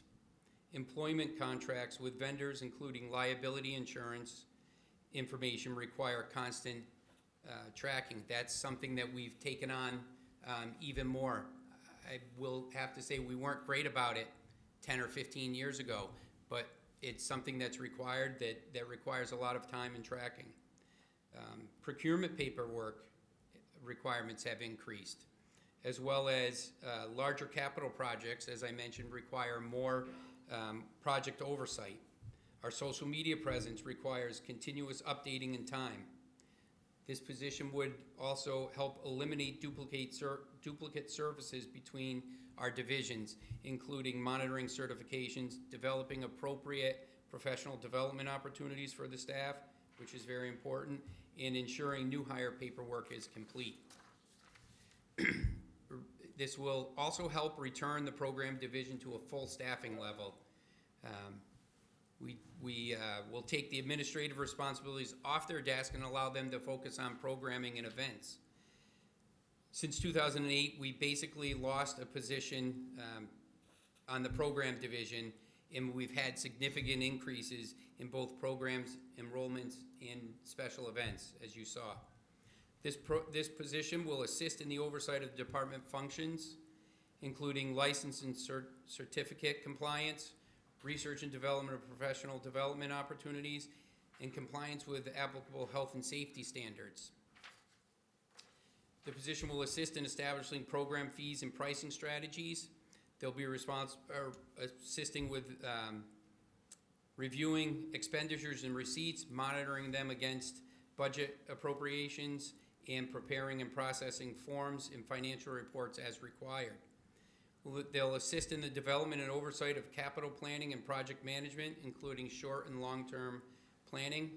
They'll develop and oversee a marketing plan for maintenance and program divisions, both digital and print. We hope that they will research alternative funding opportunities to support departmental efforts and write competitive grants and develop partnerships to secure financing, or funding. We talked about it earlier, Kevin mentioned it. Celebrate Burlington runs to the tune of about $40,000, give or take, and except for some salaries, part-time salaries that we cover their overtime for the day, the staff, it is completely fundraised. The fitness court and TRW playground was a donation of $90,000. We have, you may have seen, if anyone watched our meeting or saw the BCAT listing, we have a treehouse being built at Simons Park. That was funded through a donation from a family in the Simons Trust. So these all require monitoring and all require time. We do have a donation or a community support book that goes out where people can become partners of the Parks and Recreation Department. So we are looking to secure funds in other ways than just the general fund. So we have discussed adding this position at the commission level, as Kevin mentioned, excuse me, for a few years, and with the Ways and Means Subcommittee for the last 2, and they have been super supportive of it. We've explored shifting program staff to 40 hours a week, but it wouldn't be enough to cover or to impact the number of comp hours earned and overtime used. We explored adding a part-time position to help, but the work is more administrative. So, to wrap things up, the Recreation Department has developed a well-earned reputation, as Kevin mentioned, for providing excellent service to the residents in Burlington. In order to maintain those services that the residents have come to expect, and I will say, and demand, it is crucial that we get an additional position to help meet those needs. I wish we could continue to perform at the level that our staff does going forward, but it's going to be very difficult. They go home beyond their hours that they're paid for on a regular basis, which results in accumulated comp time and overtime payments. They are a dedicated staff, and we are looked at by towns not only in Massachusetts and New England, but across the country for the programs and offerings that we have. I'm pretty passionate about this position, needing to come in to give our staff, put them back in the areas that they're really good at the programming, to take some of that administrative work off of them and to assist in the overall operation of our department. Thank you. Questions from the committee? Brad? Thank you, Mr. Chairman. I asked a similar question of Marge McDonald years ago in relation to the fact that the community that her department services is growing. Pardon me if this is a little flippant, but would it be cheaper to advertise in your department events, like I see online, 75 things to do in Boston on this weekend? Could you point people to surrounding neighborhoods to kind of pick up the slack on supporting entertainment for families? We do that, offer other things to do from time to time through social media. So that is there. I think people look for us to give them that creative outlet. And so, on a more serious note, I know that the plan is to hear your presentation this evening and make a final decision, yes or no, on the added position next week. And maybe this is a question to the subcommittee. Is there if this committee decides against the additional position, I'd hate for you guys to take. If you've cut other areas of the budget to fund this, I would hate to have you guys just not only lose the position, but lose that money into your budget. Are you prepared with a backup? We would expect to be able to come back with a backup. Okay. Yes. Thank you. Mike. Thank you, Mr. Chairman. Thanks for that presentation. That was good. I liked all that level of detail and information. So right at the beginning, you said that without this position, you'll have to cut your programs this year. So you're coming in, with a certain staffing level and a certain program level. If you go forward with that same staffing level, the program level is going to have to be cut. I'm trying to figure that out, and maybe you can boil that down to me? Is that because everybody's running at a level that's unsustainable and it's like a gasket's gonna go and that's the problem? Or is it that there's just extra demand coming in from the residents that means you can't handle it? Like boil that down. It's a for me. combination of both. Our staff is running, there's no sitting around having coffee for a half an hour in the office and then, going outside for a walk. They're constant all day long. And the demand from the residents for new programs and to increase our offerings. Did you ever think about adding this? Could we get this? Do you think you could do this? We can't do everything, we realize that, but we're pretty responsive to the community's requests and needs. We've done needs assessments, we had the open space and recreation plan done. These all tell us that people want more and more and more. And, we understand we can't do everything, but they are running very thin. We are running very thin. I don't want to risk losing our staff to another town where they will actually do less and get paid more. So if we can add this position and take the administrative off of the programming staff, all of the administrative work that they've picked up, they can then focus just on programming and events and make sure that they're giving, everything they have to the job they were hired to do, the program jobs. So just one more. So if I understand it correctly, then it's taking the administrative load off of certain people. It's those certain people that have administrative duties now that are the ones that are at risk and that are going to benefit the most from this. Correct. It would be the program staff. And how many is that? Currently, it's 2, and we've actually, and I hate to say it, enlisted our therapeutic rec specialist to help out as well, because her position is set to help people with a disability participate in recreation programs just like any other person in the community. And by her focusing more time on helping with fitness programs and other programs, helping with the brochure, that wasn't part of her responsibilities coming in. And we're pulling away from what she can offer so she can assist the other staff. We take that administrative stuff off of her and off of the other staff, they'll be able to focus on the jobs they were hired to do. Okay, thank you. Go Sonia, and then David, and then Phil. So, first of all, thank you for that presentation, Brendan. And I think we said it at the subcommittee meeting, and I mentioned it in this meeting a few weeks back when planning was here. I don't think anybody questions the amount of work rec does. It's actually admirable what the department pushes out. And you're right, it's a demand of the residential base. It's are we in fact providing level services, or are we continuing to up the ante in the Recreation Commission? And I think the Recreation Department is a perfect example of someone who keeps adding to their workload. That part is true.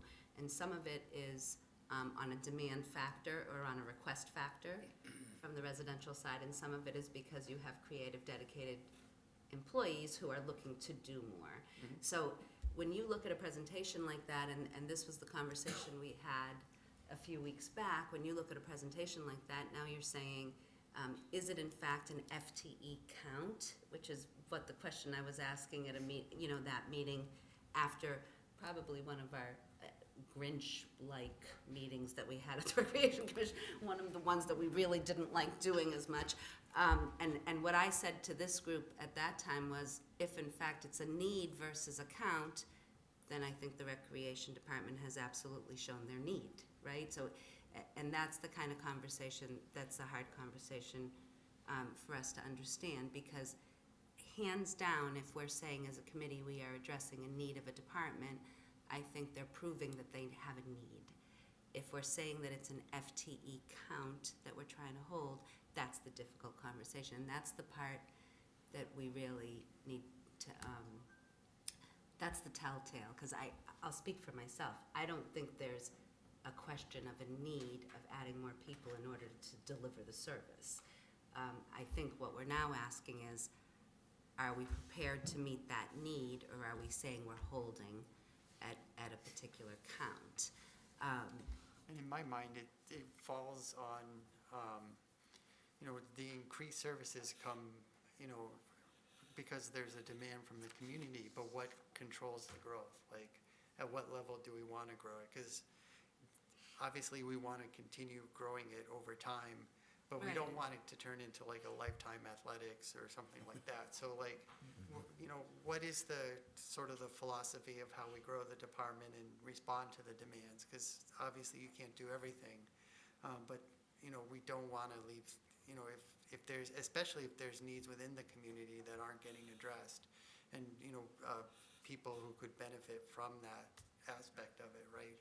Lower income folks or what. So with lower income folks, we definitely would like to address it if we can. Mr. Chairman, I'll add, and I know there's other, people who want to speak on it. I can say firsthand, when my kids were younger, my kids benefited greatly from the Recreation Commission. And as an adult, maybe I don't utilize everything as much as I used to when the kids were younger, but I'll go out on a limb and say they're absolutely right. They're amongst the best in the Commonwealth, right? So we know this part. I think the really challenging part is, and I'll turn to you and ask this question. If in fact you add a person this year, it's incumbent on us to say, okay, now you've leveled up, you've done this. Now we can't keep adding more things, because then you're going to fall short again, if you know what I mean by that, Brendan. I mean, I think that's really the conversation that has to be had, and that's more on a larger level as a community. Like, when do you say this is what we provide and we can't add more right now because funding mechanisms aren't allowing for that? So I think I'll just go on record as saying, I'm not looking to question your need. I actually believe there's a need there. I just really want to understand from this committee, are we looking to provide it based on what I now call the new Mike Hardy form? I've labeled it the new Mike Hardy form. I think we're going to just call it that. I would just like to say, as an adult who's going to be starting a new program tomorrow and having done programs in the past, they are good, and I'm looking forward to the meditation that's going to come out. I know that. What program is it? Meditation, yes. Is that on our cut list? Yeah. It is now. No, I'm looking forward to that. I recognize David. Thank you. So again, kind of piggybacking a little bit on Sonia and Mike. So fantastic presentation, and definitely, I believe, does show the need. And again, my kids were back before 2008, and when they really were engrossed in the programs, and I was just amazed at how much things have grown. So to that point, and showing the need in the community and what have you, you see how much extra programming there has been, how much extra events there have been, and what have you. How do you evaluate those programs and whether they should be sustained? If my kid said, I want a street hockey event to go on, and so you staff it, you get people ready, you get everything for it, and 4 people show up, and my kid had a ball. What are some of the things that you go through in order to assess these should be programs that go on and on? Other ones that just, listen, we tried it, there wasn't the need. Well, we've had that conversation about some of the special events, specifically. People give us ideas all the time on programs, and there's programs we want to do, but we know we can't fit them into, 1, the hours in the day or week or year, but 2, financially, we can't fit in. So when we make a decision on a program that's not going to run anymore, there's always something to fill in, right? So that level of the number of programs isn't going to go down. It's always going to at least stay the same. So we operate a lot of programs that are barely at the minimum number needed to operate. Some of those we do because they're service-oriented programs. We do a lot of programs for seniors, and some of them are right at that threshold. But we feel it's a service for the senior. It's good for them mentally, physically to come out and do the program. So we take a look at those things, those type of things, as we're looking at the program. is this something, even though it's serving a small population, is it serving, is there a giant need for that small population to have it? So there's a lot of things that go into it. We try to consider, you know, obviously cost, our cost, and, you know, who benefits from it, the population that benefits from it, and if it's taken away, is there another program that population could benefit from? You know, a perfect example is senior ceramics.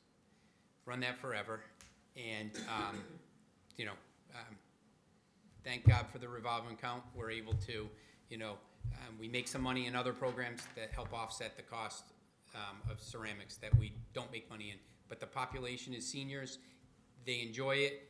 The time they have in there, it's like their weekly 3-hour coffee clutch, and they have a great time. And they may make the same piece year after year or multiple times. Get it right, but, fine. yeah, but it's that service. It's them getting out. It's them staying engaged with their peers in a program. So, you know, lots of decisions go in. Not every program that someone approaches us with do we do right away, or that our staff researches across the country and borrows from another community. It takes some time to build in. So we try to phase out some and bring in some. So it probably stays level most of the time. Okay, so one event that went out was the chili cook-off. It was a one and done. My family lost. It was gone. But it wasn't as popular, so. Yeah, the criteria of your program elimination needs to be retweaked then, I'm sorry. Phil? Thank you, Mr. Chairman.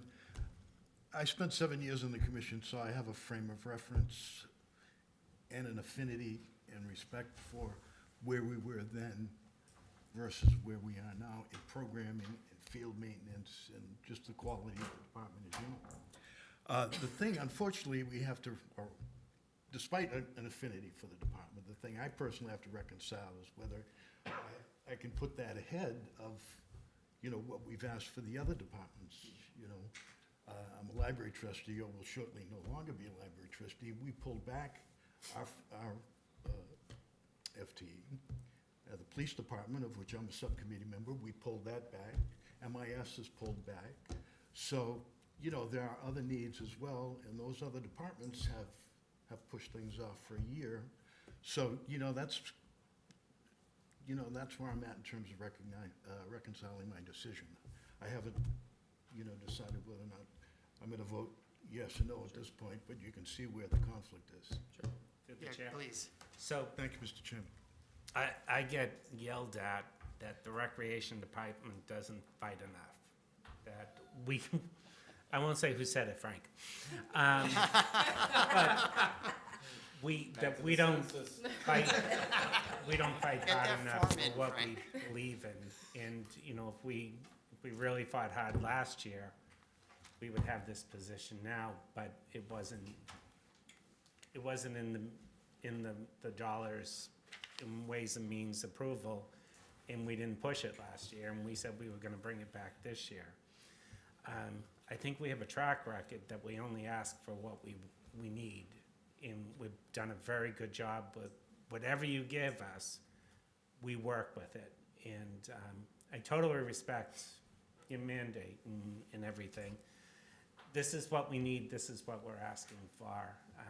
And we didn't ask for it last year, but we told you we would come back for it this year. So it's not a surprise that we're here asking for it.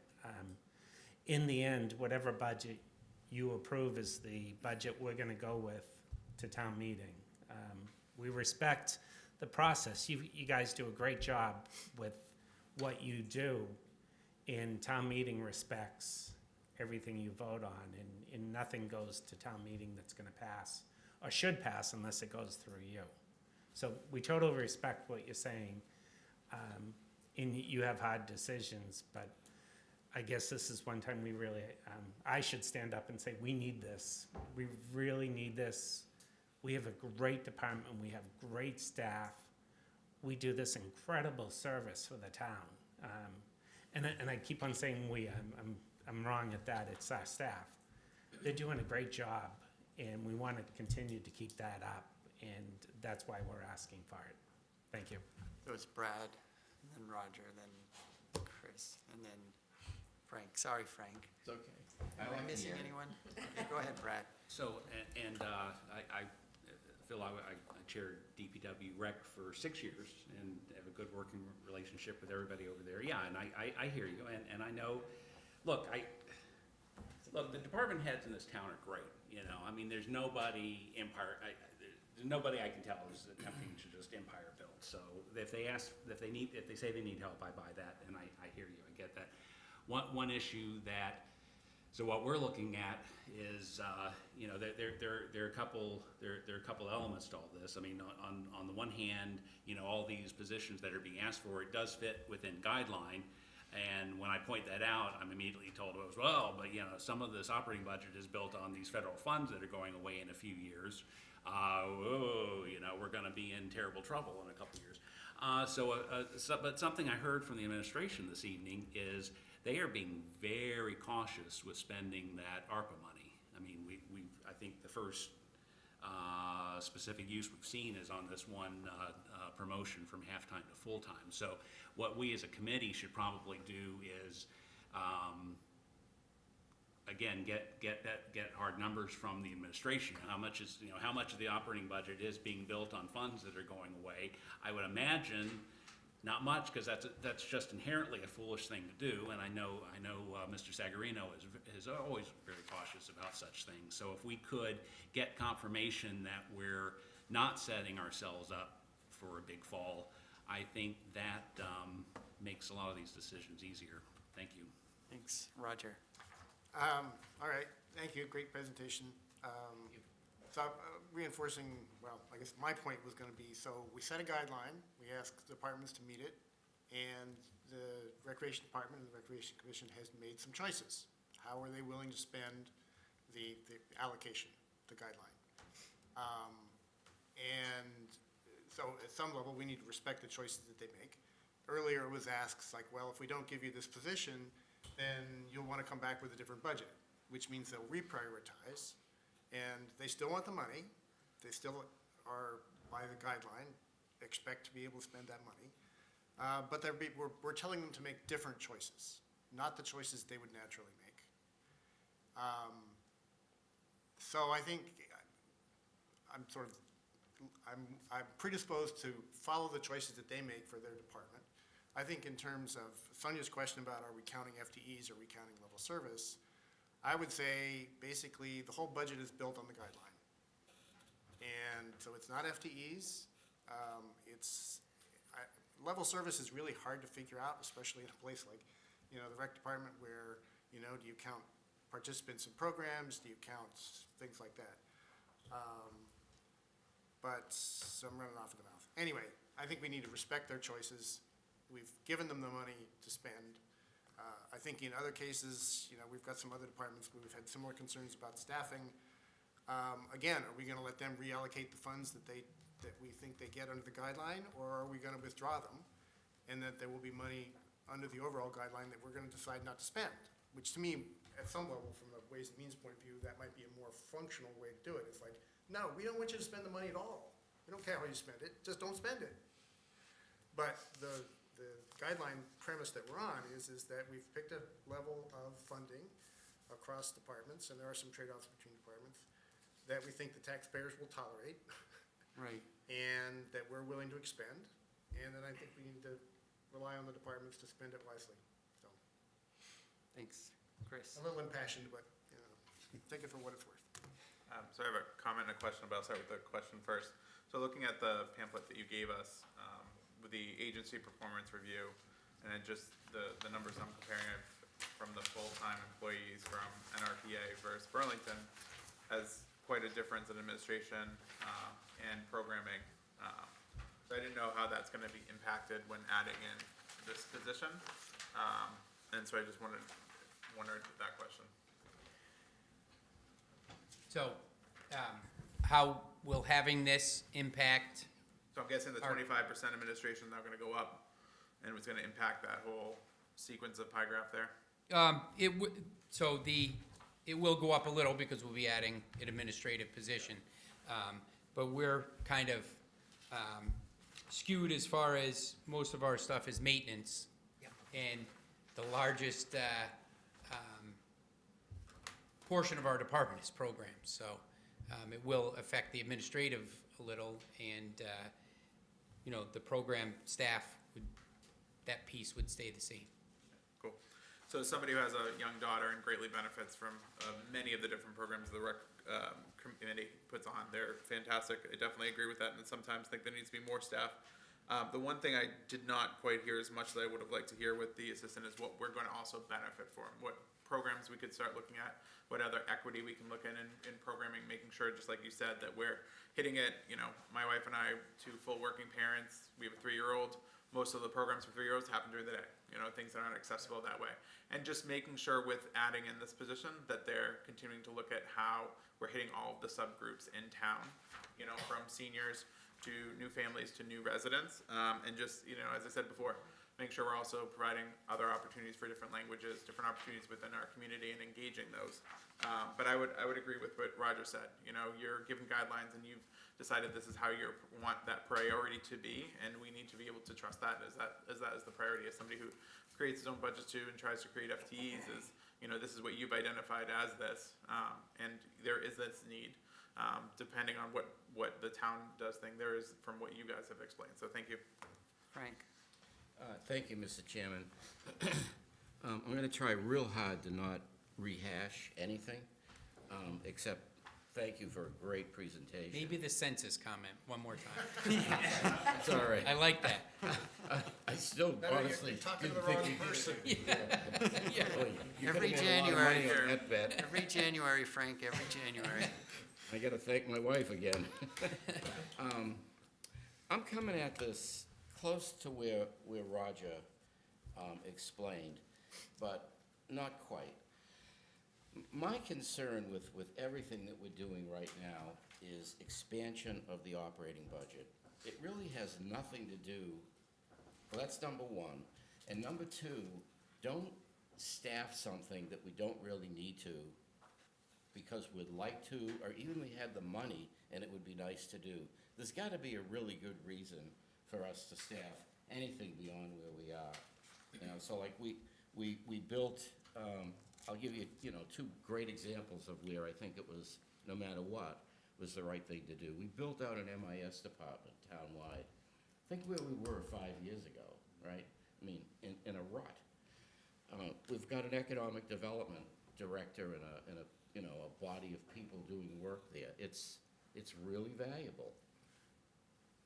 So I look for value, and I look to not expand the operating budget at all right now, because I'm very concerned about 2 years out. And anything we do that increments the operating budget now has its own increase in the next year and in the next year. It just gets bigger. And that's a problem for us. We're battling really hard to have enough money for infrastructure and not keep hitting the guidelines on the operating budget and starving infrastructure. It's a problem. So it's not the FTE count in my mind. It's really dollars, and it's really expansion of operating budgets. So if we go back to the value proposition, I was never really in much doubt that you would do good things with this. And I think it's even though someone said it's hard to measure if services are level or not, this is really impossible to measure, because we are where we are with the level of service that we've built up to, and it's clearly well received, right? These programs are well received. So we're at a level of service for the past several years that is higher than it was a decade ago or 2 decades ago. But to maintain that, you need some help.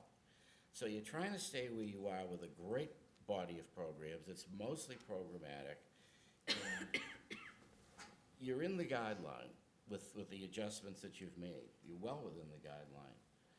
So the only question left for me is this use of the Recovery Act, the ARP money.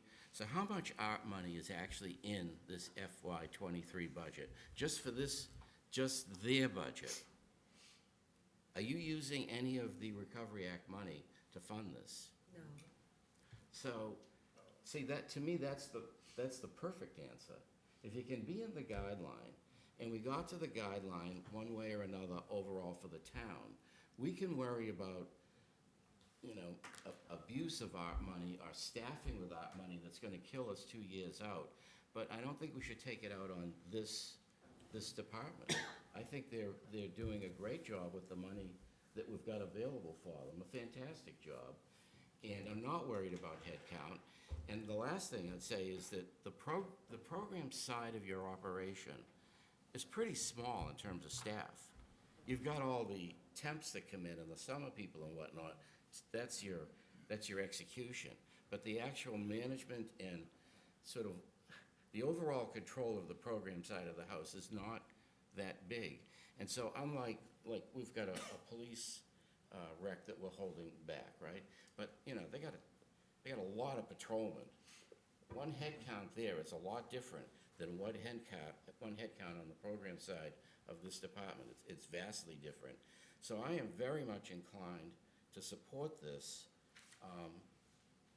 when we get around to voting it for the reasons I've stated. I'm not worried about the FTEs.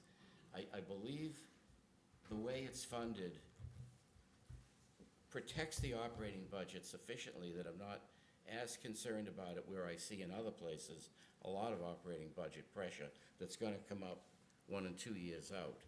So that's how I read this one. That's Am I right. making sense? Yes. Okay, thank you. Ed? Thanks. So a lot of what I was going to comment on has been said, but I do have, I think, a way to wrap it all together. So first off, they're within the guideline, and I think, as Roger stated, I think the managers have to decide whether they're going to invest that budget in labor or capital, whether they want the FTE or something else. And I think maybe we've got a concern that if you add an FTE, then the other items will come back and then it will continue to swell. And that's a problem with control mechanisms that's ours, not this department's.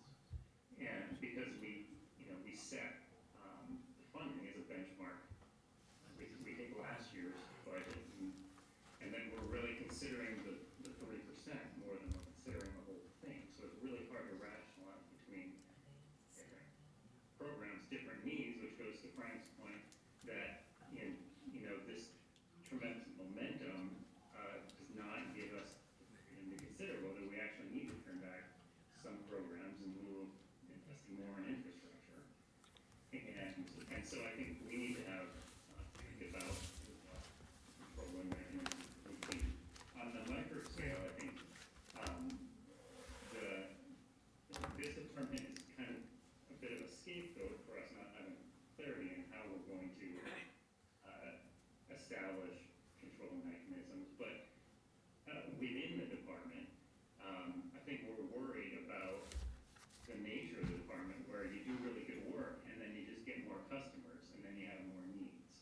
And so I think the department has to think for next year, maybe not this year because they haven't exceeded the budget for this year, about what controls the services. Are you offering events that are so popular that are being attended by people who are outside of the town, so that tend to expand without expanding the services to the residents of Burlington? And how do you decide how much is enough? Because when your criteria is how good the event is, you pick the good events, and naturally they're just services are going to get better and get more used. So I think that we need to think about how we're going to rationalize between departments and how we're going to decide how much service do we want to offer, especially in something that's a cost center. There are things that the residents want, and I can't overestimate how much I appreciate the Park and Rec service in particular. But we do have to make a decision on how much Park and Rec we can offer for our tax dollars, given all the other needs. Something we need to be considering discussion in towards the end among those departments that have already been identified as having greatest needs. So if we need to cut back costs, we need to think about those departments that have fewer needs. So we need a mechanism to equate the needs in one department with another, and the only thing we have to hang our hat on is the number of FTEs. And I think that's a red herring. We need to think more about metrics in the future. John? Thank you, Mr. Chair.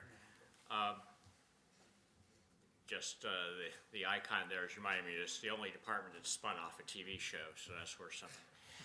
I think he said it's hard to measure, but in fact, they did have some pretty good objective metrics with number of participants and so on. And so I think, whereas, it's hard to know, based on our population, do we need one more policeman? Do we have, less crime? Here it's pretty clear we've served more participants at least, and that's very quantitative.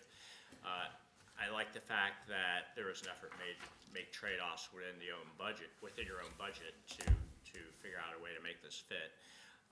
Something I think is a philosophical question that we should think about is the thing that Roger brought up, which is how much of the programs are funded by user fees, and that's obviously a way to impact the budget also by bringing in more revenue that way.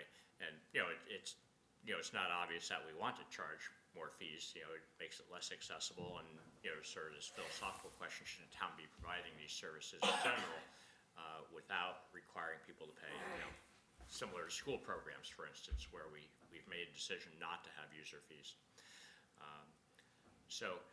But at any rate, the final point I would make is with the FTEs, I think whenever you say FTE, people immediately pull the string and say OPEB. But I think the point is there are some extra costs not in the operating budget that FTEs bring in that we need to consider. So it's not quite a dollar there. It's the same as a dollar somewhere else. But I do like the fact that there was a trade-off made. So there's an attempt to fund the extra FTE. Thank you. Phil? Thank you, Mr. Chairman. And I want to echo John's concerns. This isn't like cutting materials and supplies and melt and things of that sort. An FTE has a lot of additional ancillary costs that you're not going to be able to cut somewhere down the line. And the other point I would make is that the Recreation Department and the Planning Board enjoys a distinct advantage over the rest of the major departments in town. All of the requests and the needs for extra help, et cetera, from the major departments have to go through Paul. And if Paul doesn't approve them, they don't get here. Unlike the Recreation Department, which can act unilaterally and come back here and plead their case, excuse me, as we'll soon see with the Planning Board.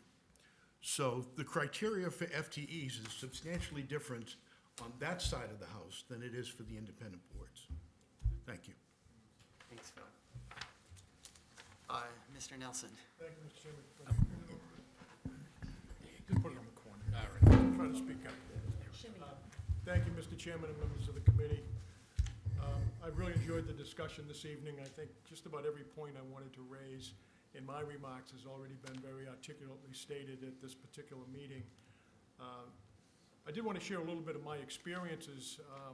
I've said this before, but many, many years ago, I was on this committee. I served on the Ways and Means Committee before I got on the school committee. Then I was on the school committee for 24 wonderful years.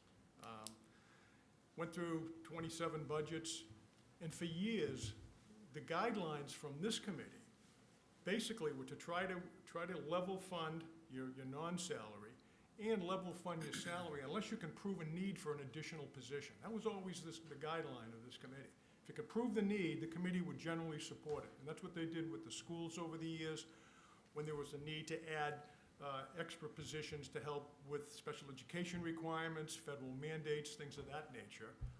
And the services that the rec department provides, they're servicing children too, and not just children. They're servicing adults, young adults, middle-aged adults, senior citizens, the whole population of Burlington. Steve. And so I think we've demonstrated the need, and I think most of you agree. Most of you agree we've demonstrated the need. I'm just asking you to look at your general guideline over all these years. If you can demonstrate the need for it, this town can afford it.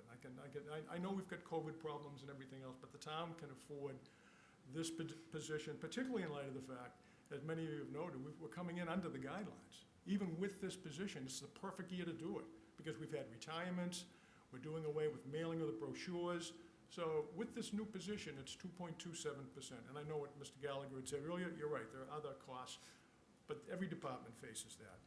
And I don't know why other departments may have withdrawn their request for FTEs this year. Maybe there's pressure on them by Mr. Sagarino, probably.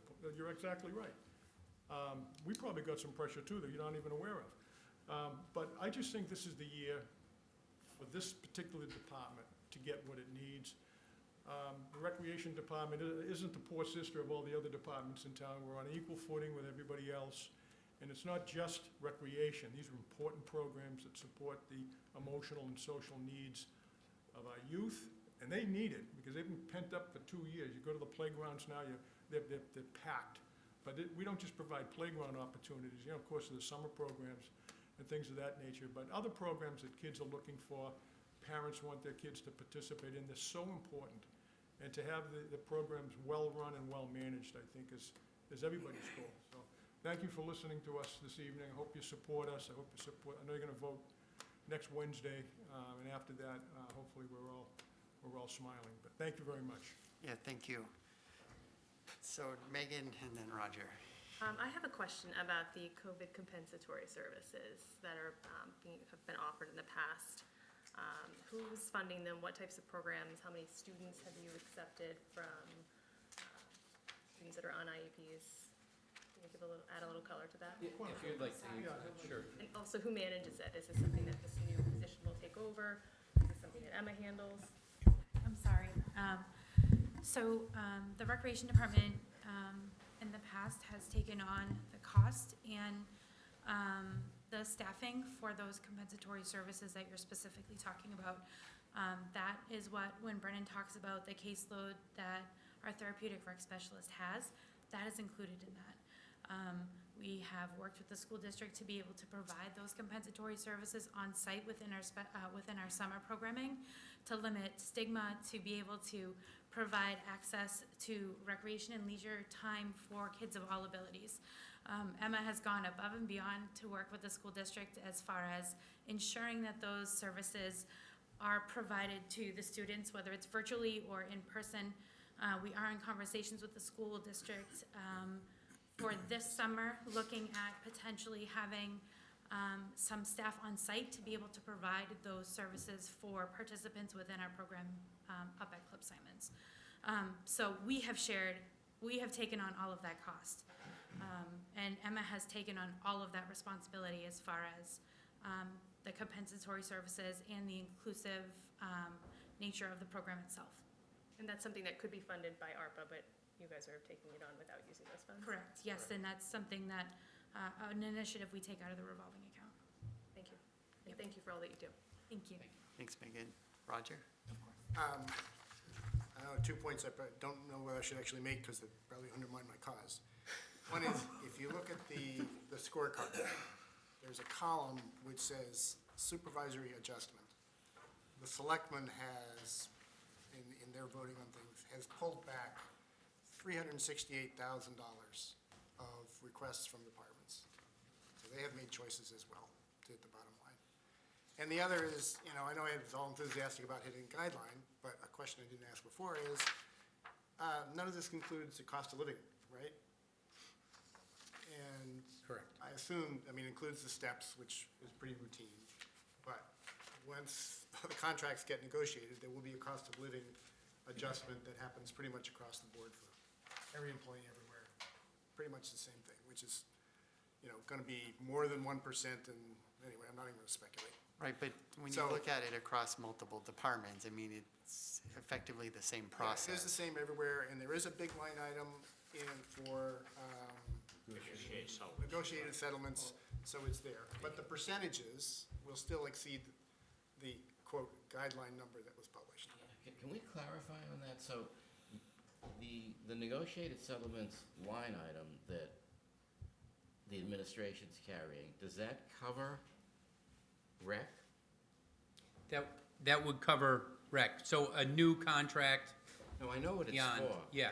Okay, I mean, it doesn't cover schools, for example. everyone right? but No, but it covers Everyone everything but else. schools. I think Paul said that last. So Town that's, side of the government. yeah, that's an important point, and you're right, Roger. So, for example, the treasurer's budget, came in at 2 point something. When you apply the true cost, where you take the money from negotiated settlements and apportion their piece of COLA to that budget, it is over guideline, actually. Gonna be close to 6. But in terms of the whole budget, because of negotiated settlements, as long as we don't blow up all the contracts, we still make the overall guideline. So the question you have to ask yourself, use that as an example, which would be a proxy for this one, is the staffing that you're going to do truly justifiable in the face of an expanding operating budget?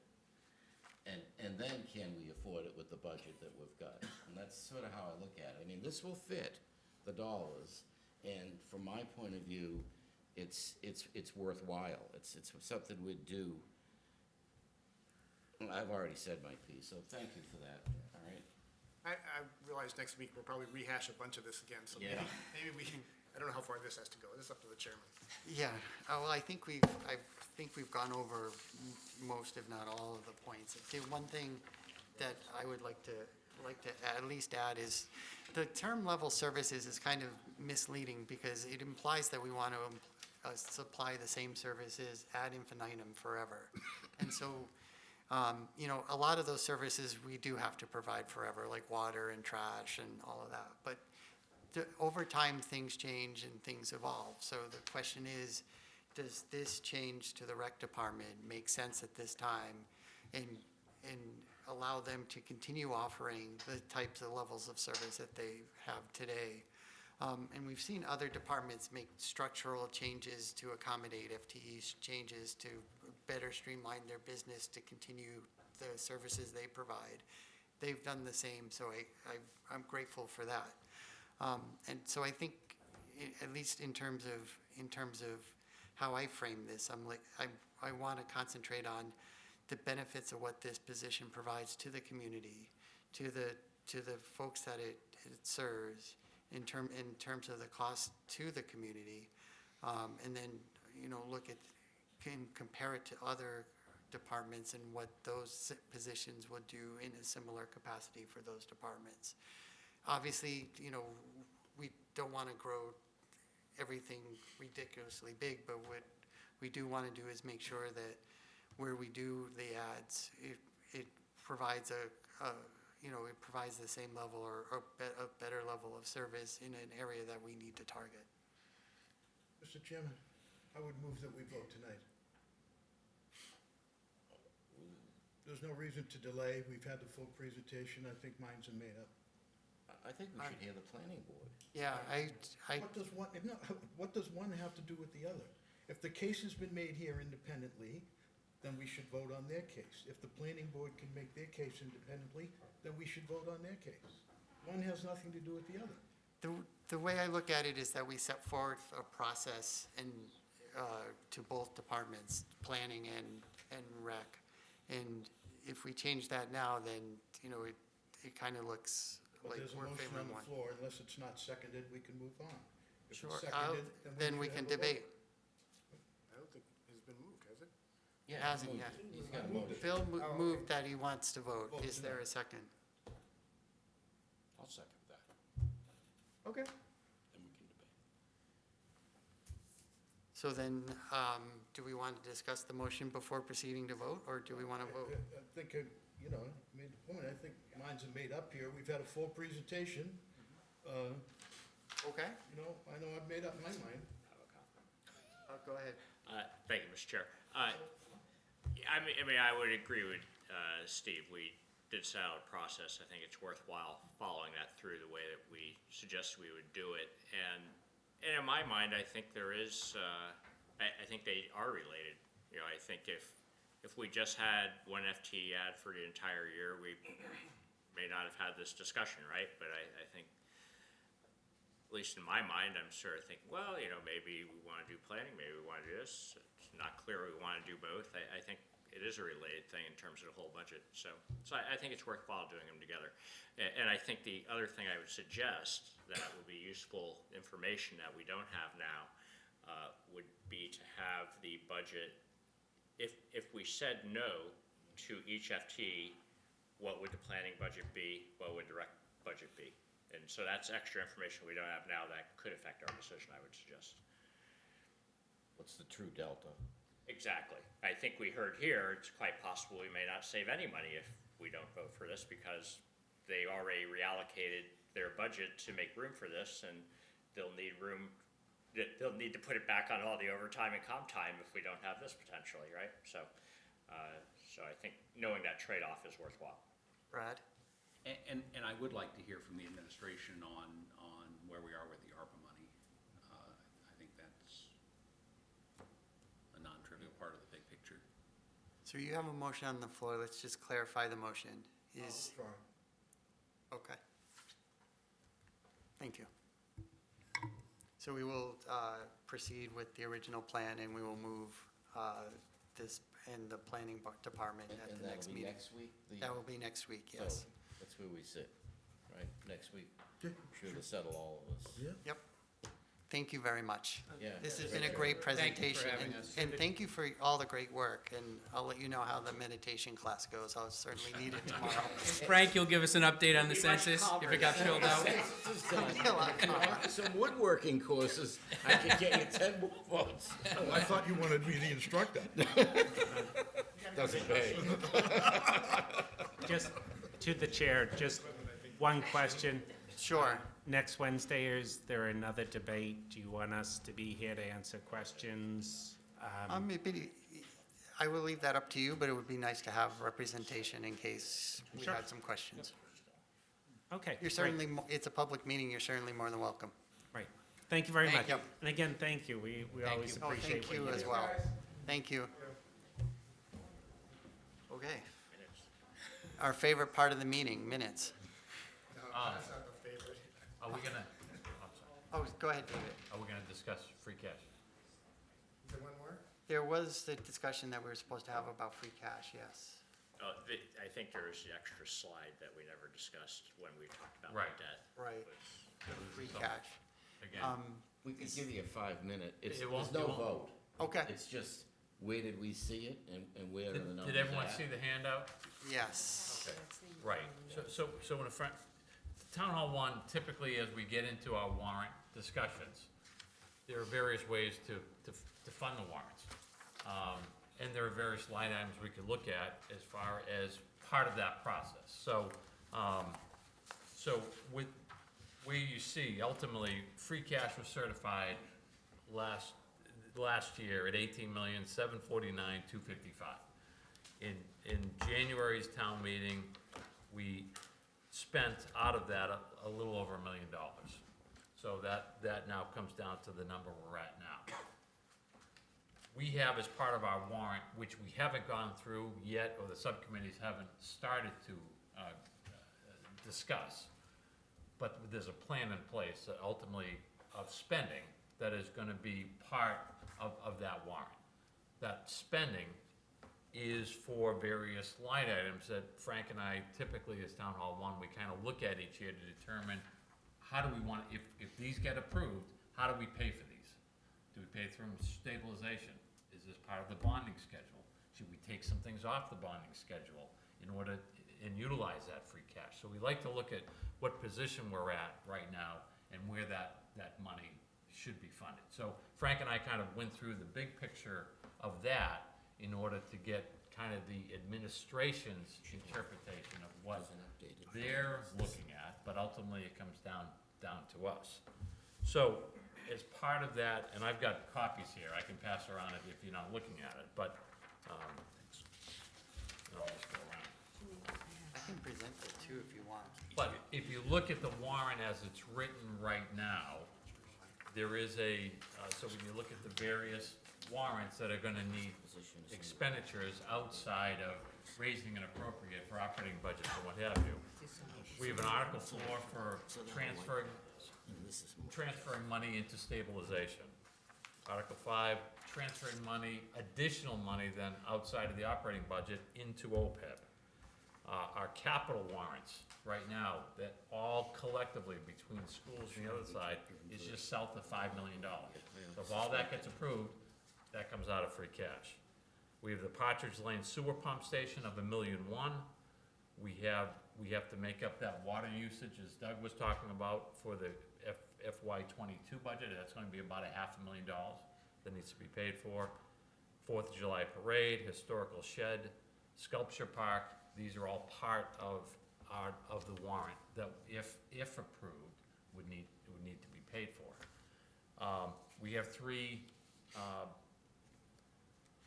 bonded items that are anticipated to be on the bonding schedule. And should monies go to that. So if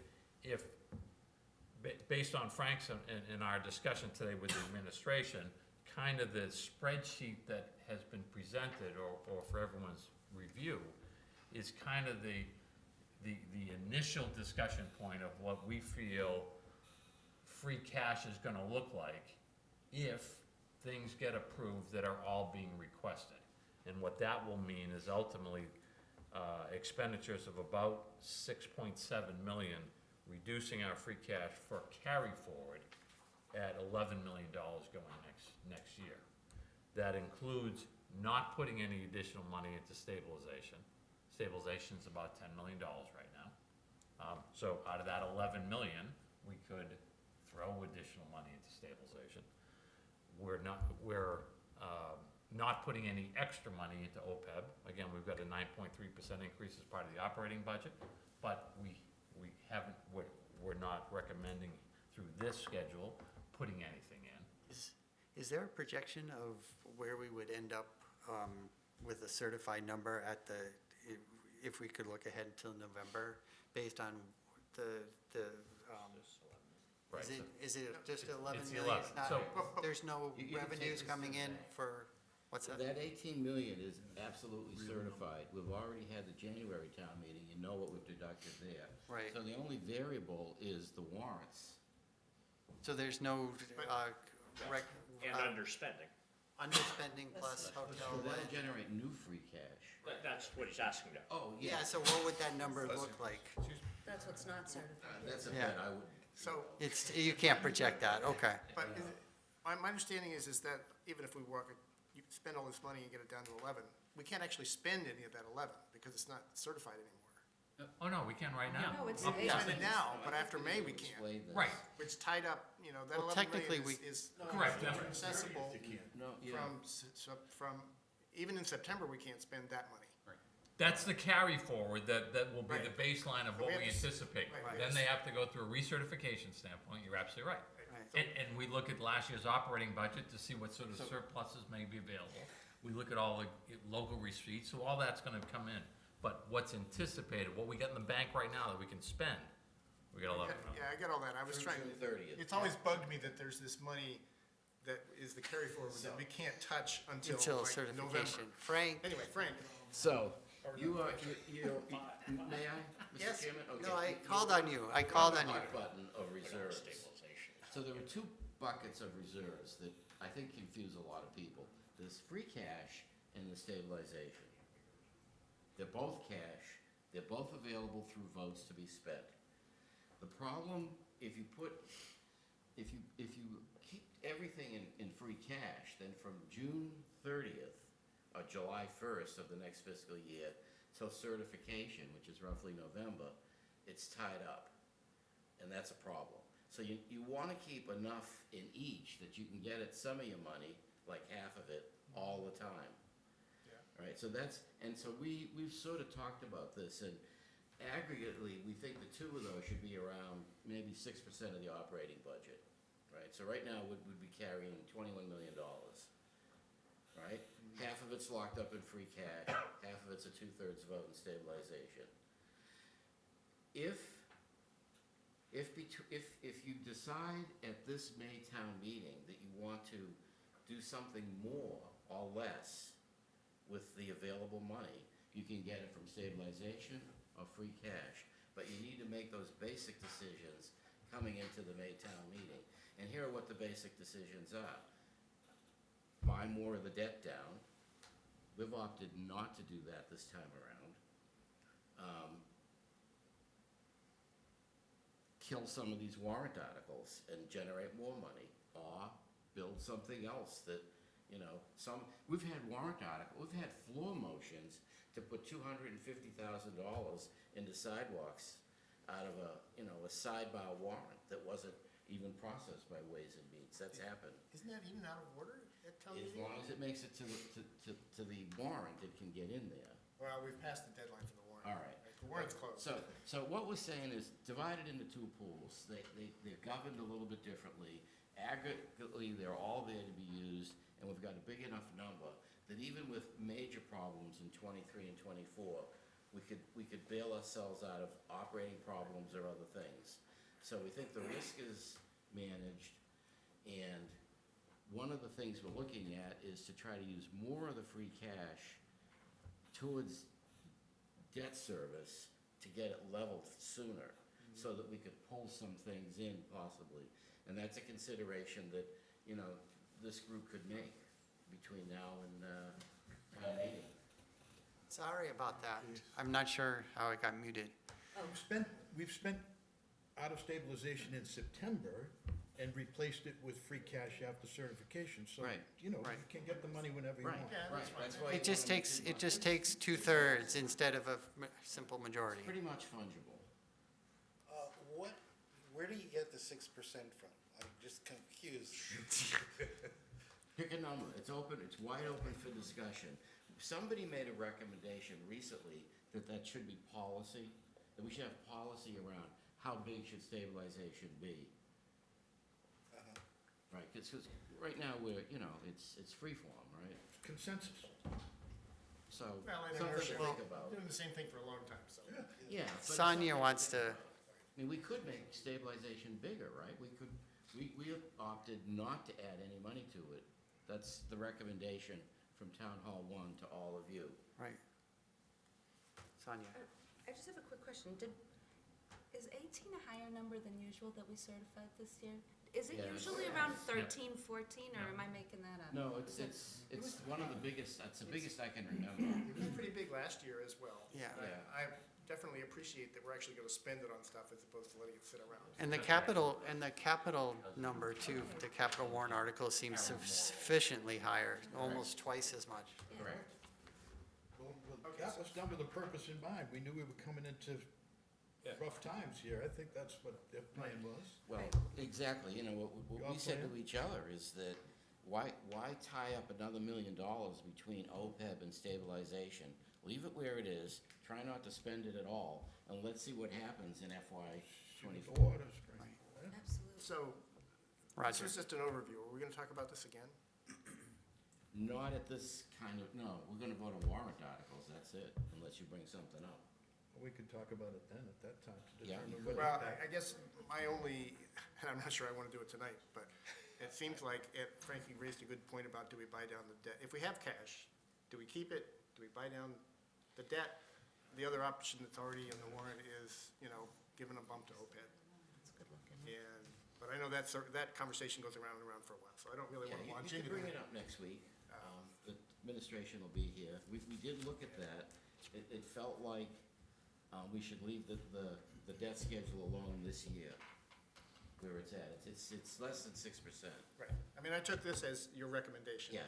For some I discussion, so think that's that's great. fair, yeah. Well, if building permits and other receipts continue to improve, I mean, we'll be pretty flush. You can make that decision. And we hope that's the case. Give me another year to find out, David? So again, I think some of the main points on this is just giving the overview, is that here's what the cash looks like.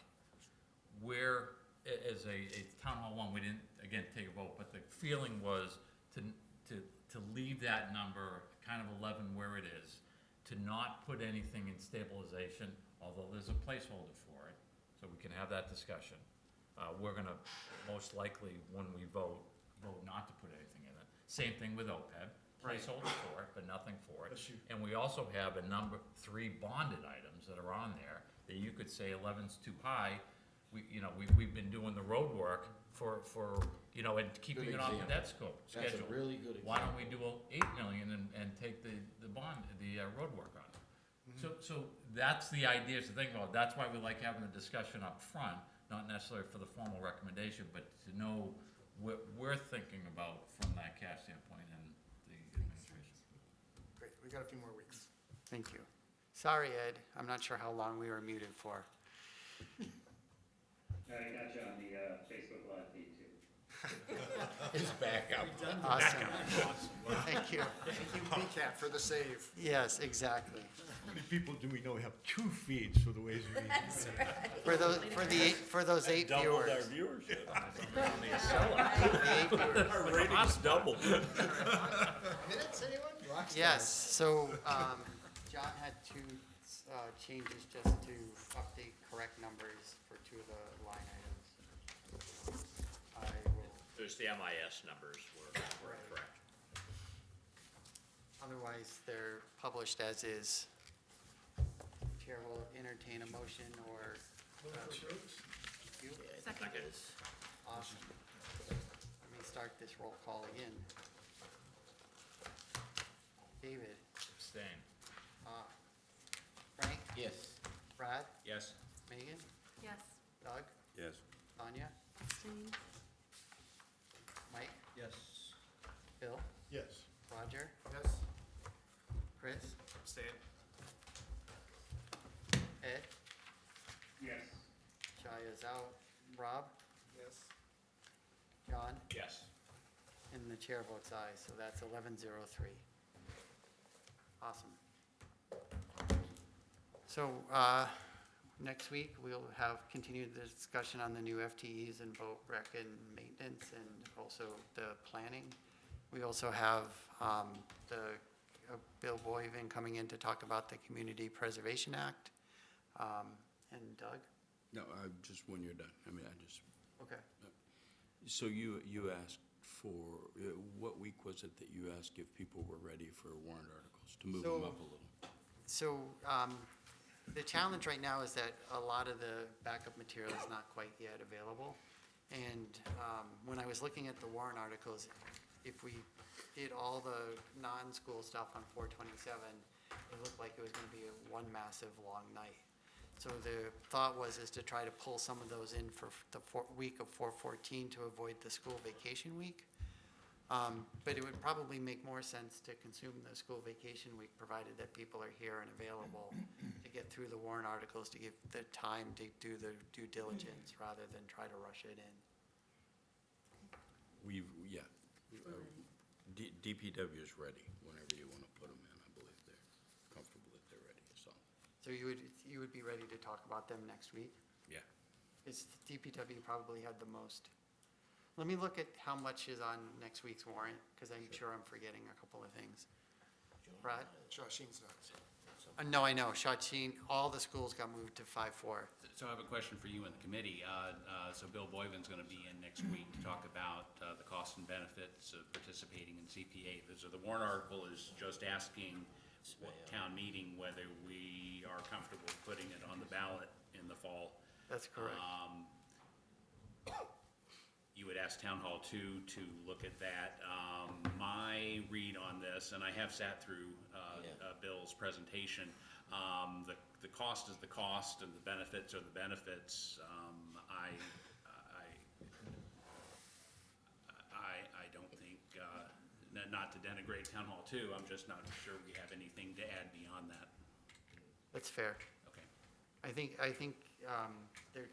they're bringing it forward to all the town meeting precinct members, and also they asked to speak about it at Ways and Means, and since it's financially related, it's worth at least spending the 10 minutes to hear about it. We can decide whether we want to make a recommendation or not as a committee. But if we decide not to, that's fine too. But let's hear what he has to say. Oh, absolutely. But it comes down to, does it sound attractive, do the benefits sound attractive enough to, it's essentially raising the average household's tax bill $75 a year, which, Right, to put it And in. the action is to support a referendum. Right, Which put is it a on the townwide ballot. vote. no, I'm saying, but the cost is 75, and, you know, we can put that in context of how that compares to what Yeah, ultimately, at the this point, typical tax increase. yeah, ultimately, all we're saying at this point is that it would go forward to the voters in November to choose whether they want to support this or not. The cost of it after that would be, you know, the additional costs that you were talking about to put money into specific buckets, and also potentially unlock funds that are being captured today that aren't necessarily accessible to us, so, But there's a fee on real estate passings over $600,000 as well, right? right? But that already The people have exists. been paying We're since- sort of having the debate already. Yeah, let's Anyway, hear next what, week. Yeah, let's hear what Bill has to say. You know, you're a progressive. No, Brad brought it up. And, He's a progressive, I can tell. Frank, Yeah, Frank, yeah. you're not gonna vote if you don't get your form in, so, Motion to adjourn? yes. Thank you. Jeez, I can't believe I do a census every year.